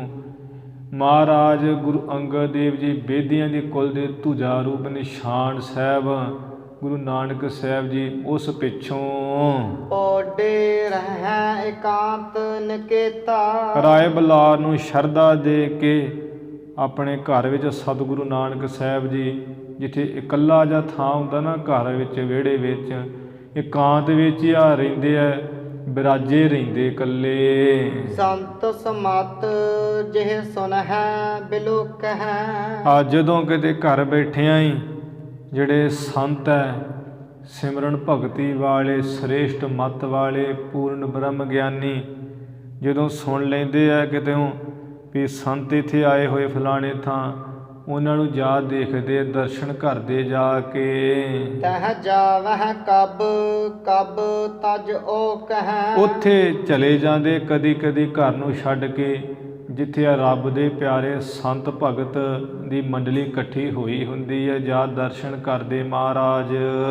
ਕਰਤ ਸਦਾ ਸੰਤਨ ਕੀ ਸੰਗਤ। ਸਤਿਗੁਰੂ ਨਾਨਕ ਸਾਹਿਬ ਜੀ ਸਾਨੂੰ ਸਿੱਖਿਆ ਦੇਣ ਵਾਸਤੇ ਸੰਤਾਂ ਦੀ ਸੰਗਤ ਕਰਦੇ ਹੈ, ਨਹੀਂ ਤੇ ਗੁਰੂ ਜੀ ਤੋਂ ਵੱਡਾ ਕੋਈ ਸੰਤ ਹੈ ਹੀ ਨਹੀਂ ਹੈ। ਮਹਾਰਾਜ ਪਰਮੇਸ਼ਰ ਹੈ ਤੇ ਗਾਂ ਸੰਤ ਬਣਦੇ ਆ ਉਹਨਾਂ ਦੀ ਭਗਤੀ ਕਰਕੇ। ਸਾਨੂੰ ਸਿੱਖਿਆ ਦੇਣ ਵਾਸਤੇ ਗੁਰੂ ਜੀ ਸੰਤਾਂ ਦੀ ਸੰਗਤ ਕਰਦੇ ਹੈ। ਵੀ ਇਹ ਸੰਸਾਰ ਦੇ ਲੋਕੋ ਇਹ ਨਾ ਸਮਝੋ ਵੀ ਗੁਰੂ ਸਾਹਿਬ ਚਲ ਗਏ ਤੇ ਸੰਤ ਵੀ ਪਤਾ ਨਹੀਂ ਹੈ ਹੀ ਨਹੀਂ ਹੈ। ਅਸੀਂ ਕਹਿੰਦੇ ਸੰਤ ਕੋਈ ਨਹੀਂ ਹੈਗਾ, ਹੁਣ ਸੰਤ ਤੇ ਮਰ ਖੱਬ ਗਏ ਹੈ, ਪਹਿਲਾਂ ਜਿਹੜੇ ਸੰਤ ਆ ਗਏ।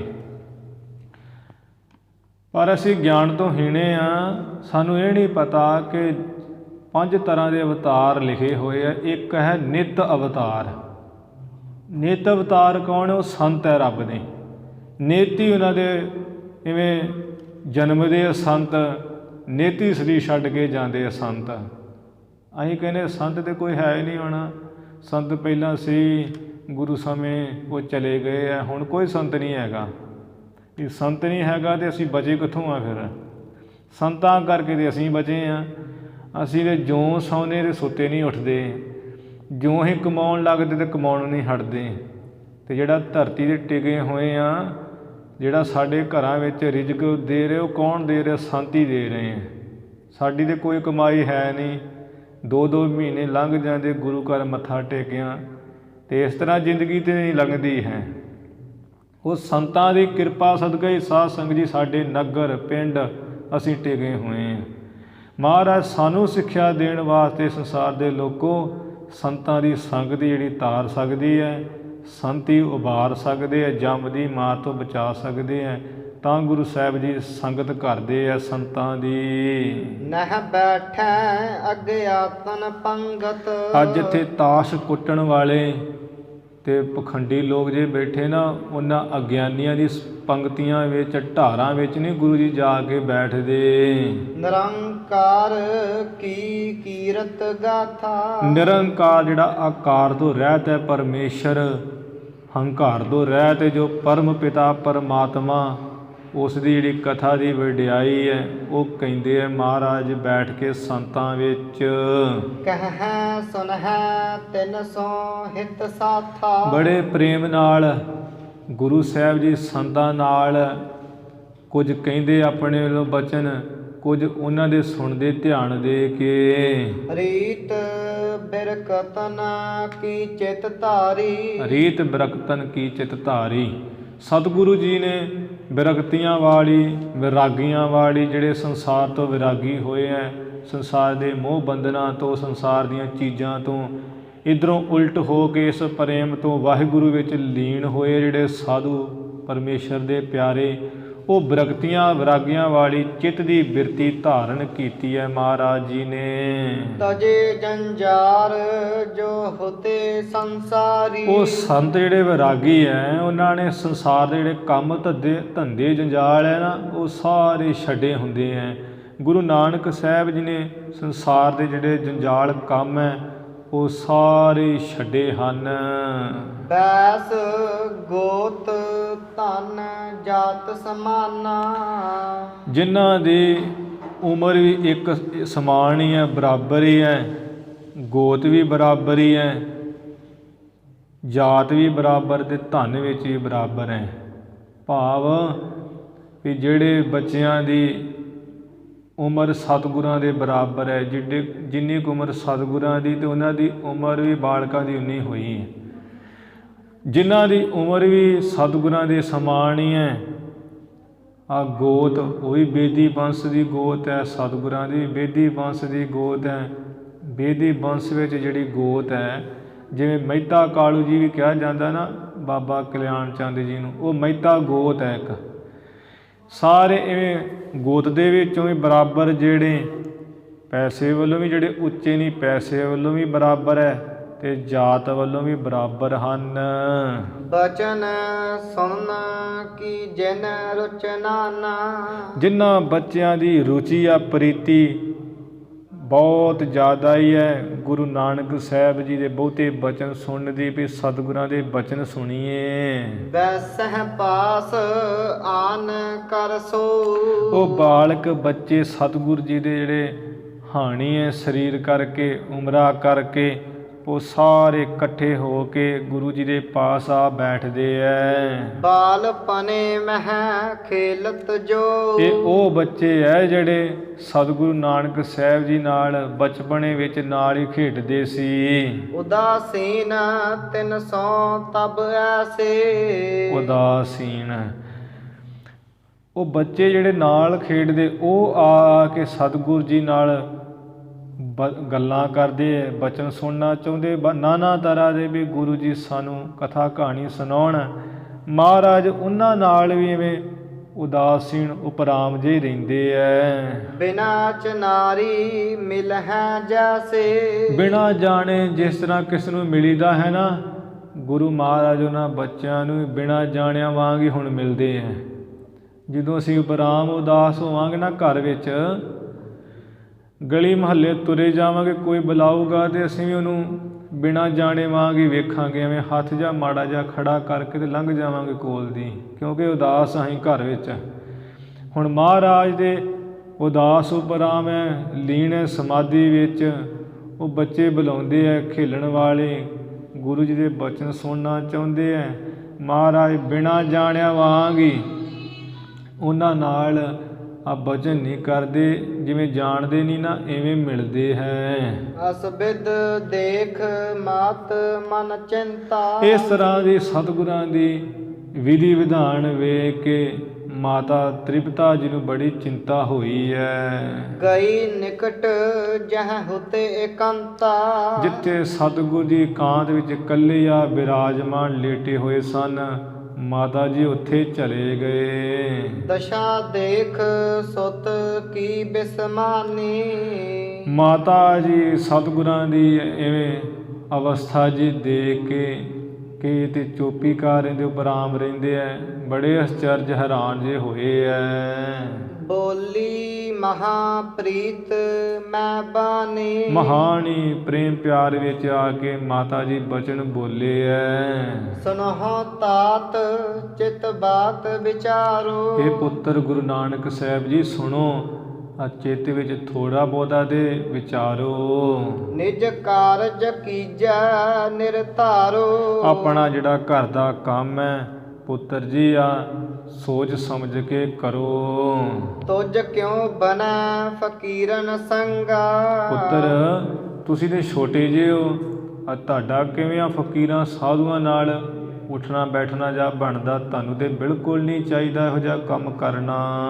ਗ੍ਰਸਤ ਕਾਜ ਕਰੀਏ ਸਾ ਉਮੰਗਾ। ਜਿਵੇਂ ਗ੍ਰਸਤੀ ਲੋਕ ਟੱਬਰ ਟੀਰ ਪਾਲਣ ਵਾਲੇ ਬੜੇ ਉਤਸ਼ਾਹ ਨਾਲ ਆਪਣੇ ਕੰਮ ਕਰਦੇ ਨਾ, ਰਾਤ ਦਿਨ ਭੱਜੇ ਫਿਰਦੇ ਐ, ਇਵੇਂ ਉਤਸ਼ਾਹ ਨਾਲ ਪੁੱਤਰ ਜੀ ਗ੍ਰਸਤੀਆਂ ਵਾਂਗ ਹੀ ਕੰਮ ਕਰੋ ਤੁਸੀਂ ਵੀ। ਕਰਖੀ ਕਰਨਾ ਕੀ ਜੇ ਨਹਿ ਪ੍ਰੀਤੀ। ਕ੍ਰਿਖੀ ਕਰਨ ਕੀ ਜੇ ਨਹਿ ਪ੍ਰੀਤੀ। ਪੁੱਤਰ ਜੀ ਮੈਂ ਇਹ ਨਹੀਂ ਕਹਿੰਦੀ ਕਿ ਤੁਸੀਂ ਖੇਤੀ ਕਰੋ, ਜੇ ਖੇਤੀ ਕਰਨ ਦੀ ਤੁਹਾਡੀ ਕੋਈ ਪ੍ਰੀਤੀ ਪ੍ਰੇਮ ਨਹੀਂ ਵੀ ਅਸੀਂ ਨਹੀਂ ਖੇਤੀ ਕਰਨਾ ਚਾਹੁੰਦੇ। ਬਨਜਹੁ ਬਨਜ ਸਿੱਖੋ ਅਸਰੀਤੀ। ਫਿਰ ਇਸ ਤਰ੍ਹਾਂ ਦੀ ਰੀਤੀ ਮਰਿਆਦਾ ਜੀ ਸਿੱਖ ਲਓ ਕਿ ਵਣਜ ਵਪਾਰ ਕਰਿਆ ਕਰੋ, ਕੁਝ ਆ ਸੌਦਾ ਲੈ ਆਇਆ ਕਰੋ ਤੇ ਵਪਾਰੀ ਬਣ ਕੇ ਉਸ ਨੂੰ ਇੱਕ ਥਾਂ ਤੋਂ ਲੈ ਕੇ ਦੂਜੀ ਥਾਂ ਵੇਚ ਦਿਆ ਕਰੋ, ਵਣਜ ਵਪਾਰ ਕਰੋ। ਫਿਰ ਕਰਹੁ ਕਾਰ ਕੋ ਹੋਏ ਸੁਚੇਤਾ।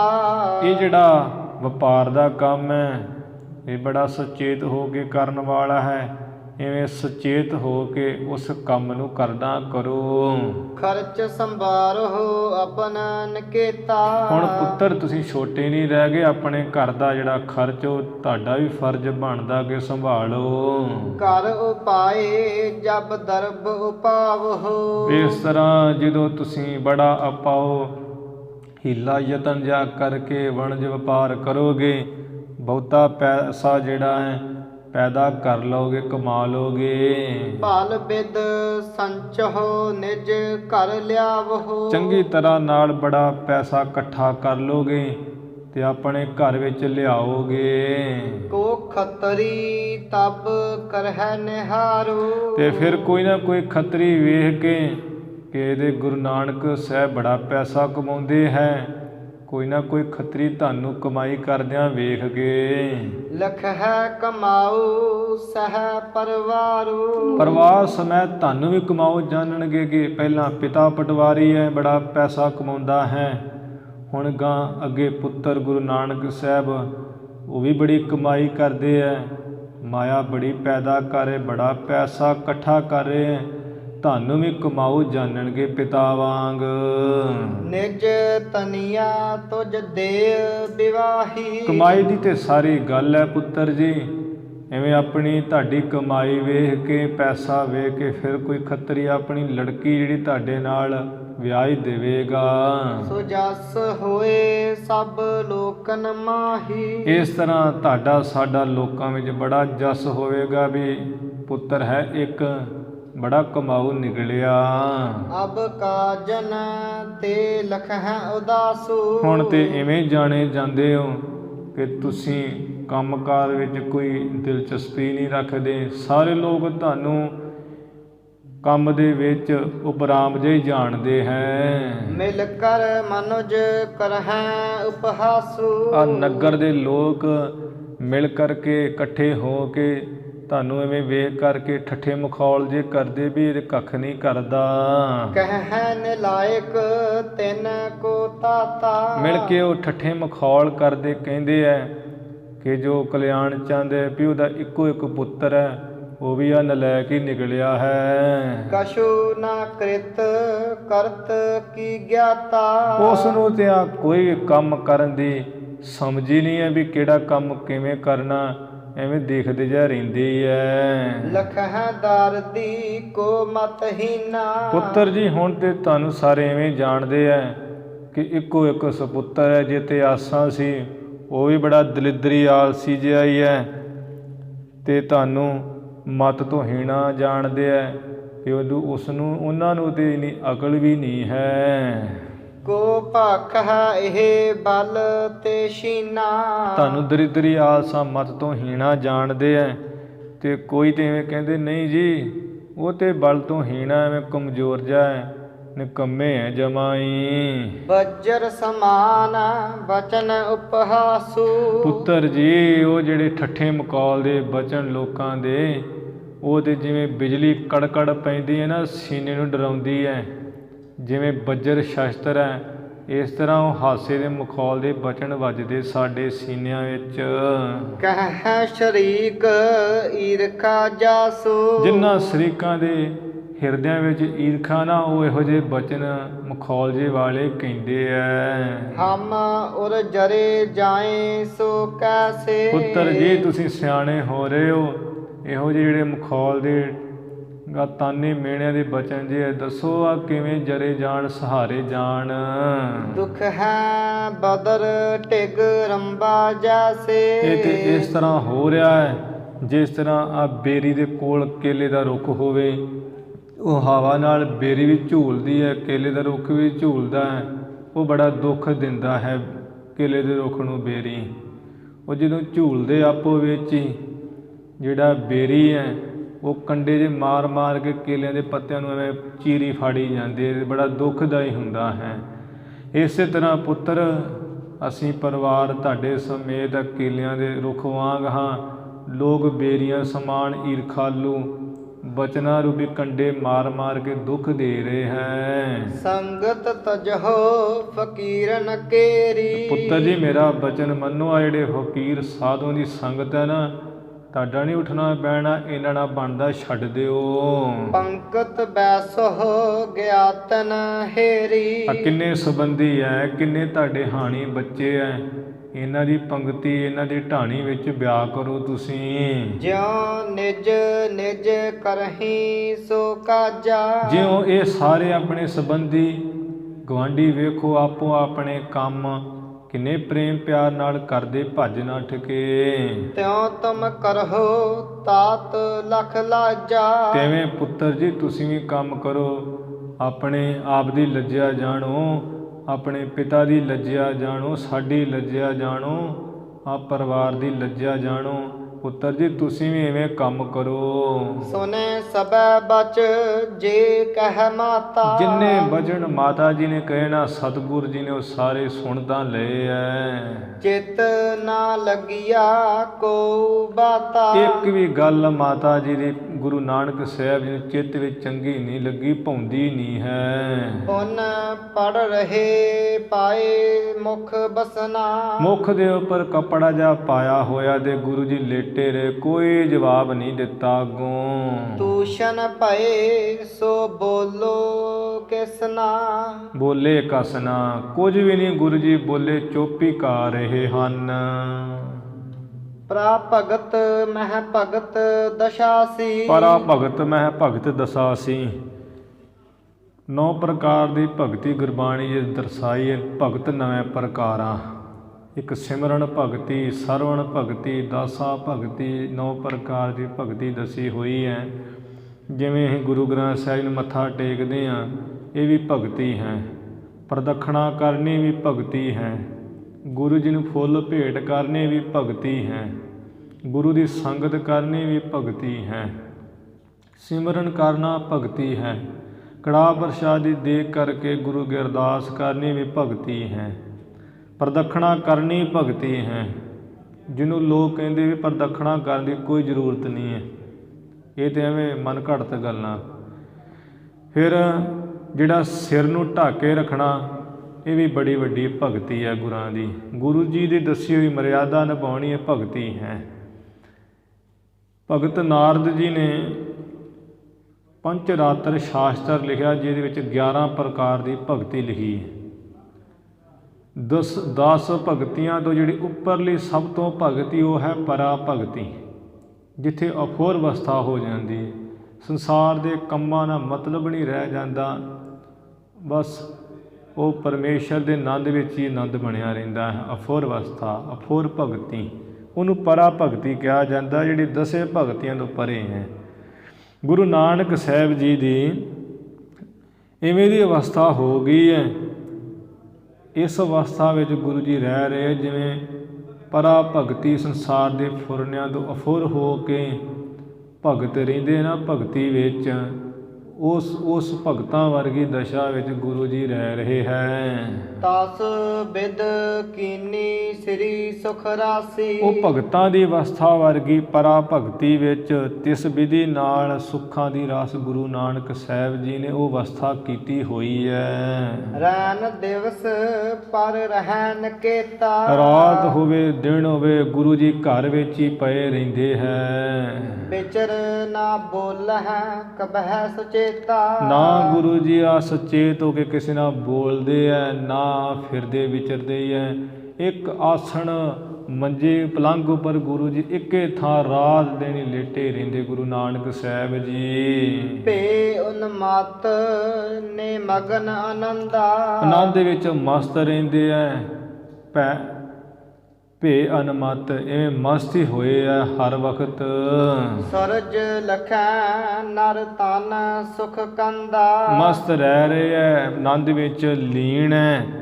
ਤੇ ਜਿਹੜੇ ਹੈ ਨਾ ਮਨੁੱਖ ਭੋਲੇ ਲੋਕ ਬੇਸਮਝ, ਉਹ ਸੁੱਖਾਂ ਦਾ ਕੰਦ, ਜੋ ਸੁੱਖਾਂ ਦੇ ਬੱਦਲ, ਸੁੱਖਾਂ ਦੇ ਦਾਤੇ ਨਾ ਗੁਰੂ ਨਾਨਕ ਸਾਹਿਬ ਜੀ, ਉਹਨਾਂ ਦੇ ਸਰੀਰ ਵੱਲ ਵੇਖ ਕੇ ਭੋਲੇ ਪੁਰਸ਼ ਕਹਿੰਦੇ ਐ, ਐਵੇਂ ਜਾਣਦੇ ਵੀ ਇਹਨਾਂ ਨੂੰ ਤੇ ਕੋਈ ਰੋਗ ਹੋ ਗਿਆ ਹੈ। ਖਾਨ ਪਾਨ ਨਹਿ ਰੁਚ ਸੋ ਕਰਹੀ। ਕਹਿੰਦੇ ਵੀ ਰੋਗ ਹੋ ਗਿਆ ਤਾਈਓ ਤੇ ਕੋਈ ਖਾਂਦੇ ਨਹੀਂ ਹੈ, ਚੱਜ ਨਾਲ ਨਾ ਪੀਂਦੇ ਐ। ਆ ਰੁਚੀ ਪ੍ਰੇਮ ਨਾਲ ਖਾਂਦੇ ਪੀਂਦੇ ਨਹੀਂ ਹੈ, ਖਾਣਾ ਪੀਣਾ ਨਹੀਂ ਕਰਦੇ। ਸ਼ਾਂਤ ਬ੍ਰਿਤ ਮੁਖ ਤੂਸ਼ਣ ਧਰਹੀ। ਸ਼ਾਂਤ ਬਿਰਤੀ ਧਾਰੀ ਹੋਈ ਹੈ, ਮੁਖ ਤੋਂ ਵੀ ਆ ਚੋਪੀ ਜਿਹੜੀ ਹੈ ਧਾਰੀ ਹੋਈ ਚੋਪੀ ਰਹਿੰਦੇ ਹਨ। ਇਵੇਂ ਭੋਲੇ ਲੋਕ ਜਿਹੜੇ ਬੇਸਮਝ ਗੁਰੂ ਜੀ ਦੀ ਅਵਸਥਾ ਨੂੰ ਨਹੀਂ ਨਾ ਜਾਣਦੇ, ਉਹ ਗੁਰੂ ਜੀ ਨੂੰ ਕਹਿੰਦੇ ਵੀ ਕੋਈ ਰੋਗ ਹੋ ਗਿਆ ਇਹਨਾਂ ਨੂੰ, ਤਾਂ ਹੀ ਖਾਂਦੇ ਪੀਂਦੇ ਨਹੀਂ ਹੈ, ਇੱਕ ਥਾਂ ਲੇਟੇ ਰਹਿੰਦੇ ਹੈ, ਕਿਸੇ ਨਾਲ ਗੱਲ ਵੀ ਨਹੀਂ ਕਰਦੇ, ਬੁਲਾਇਆ ਬੋਲਦੇ ਵੀ ਨਹੀਂ ਹੈ, ਨਾ ਸੁਣਦੇ ਹੀ ਹੈ ਕਿਸੇ ਦੀ, ਨਾ ਕਿਸੇ ਵੱਲ ਵੇਖਦੇ ਹੀ ਹੈ। ਉਹ ਇਵੇਂ ਦੀਆਂ ਗੱਲਾਂ ਸੋਚਦੇ ਹੈ। ਗੁਰੂ ਨਾਨਕ ਸਾਹਿਬ ਜੀ ਭਗਤਾਂ ਦੀ ਅਵਸਥਾ ਪਰਾ ਭਗਤੀ ਵਿੱਚ ਲੀਨ ਹੈ। ਸਾਰੀਆਂ ਭਗਤੀਆਂ ਨੂੰ ਬਖਸ਼ਣ ਵਾਲੇ ਗੁਰੂ ਨਾਨਕ ਸਾਹਿਬ ਜੀ ਸਥਿਤ ਹੋਏ ਹੈ। ਅੱਗੇ ਸਤਿਗੁਰੂ ਜੀ ਜਿਵੇਂ ਵੈਦ ਨੂੰ ਉਪਦੇਸ਼ ਦੇਣਗੇ, ਉਹ ਪ੍ਰਸੰਗ ਆਪਾਂ ਕੱਲ੍ਹ ਦੇ ਦੀਵਾਨ ਵਿੱਚ ਸਰਵਣ ਕਰਾਂਗੇ। ਹੁਣ ਇੱਥੇ ਸਮਾਪਤੀ ਕਰੀਏ। ਧੰਨ ਧੰਨ ਸ੍ਰੀ ਗੁਰੂ ਗ੍ਰੰਥ ਸਾਹਿਬ ਜੀ ਮਹਾਰਾਜ। ਗੁਰੂ ਕੀ ਸੰਗਤ ਬਖਸ਼ਨਾਰ ਬਖਸ਼ ਲੈਣਾ ਜੀ।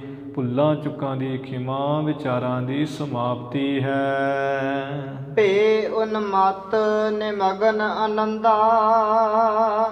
ਸਰਜ ਲਖੈ ਨਰ ਤਨ ਸੁਖ ਕੰਦਾ। ਖਾਨ ਪਾਨ ਨਹਿ ਰੁਚ ਸੋ ਕਰਹੀ। ਸ਼ਾਂਤ ਬ੍ਰਿਤ ਮੁਖ ਤੂਸ਼ਣ ਧਰਹੀ। ਵਾਹਿਗੁਰੂ ਜੀ ਕਾ ਖਾਲਸਾ, ਵਾਹਿਗੁਰੂ ਜੀ ਕੀ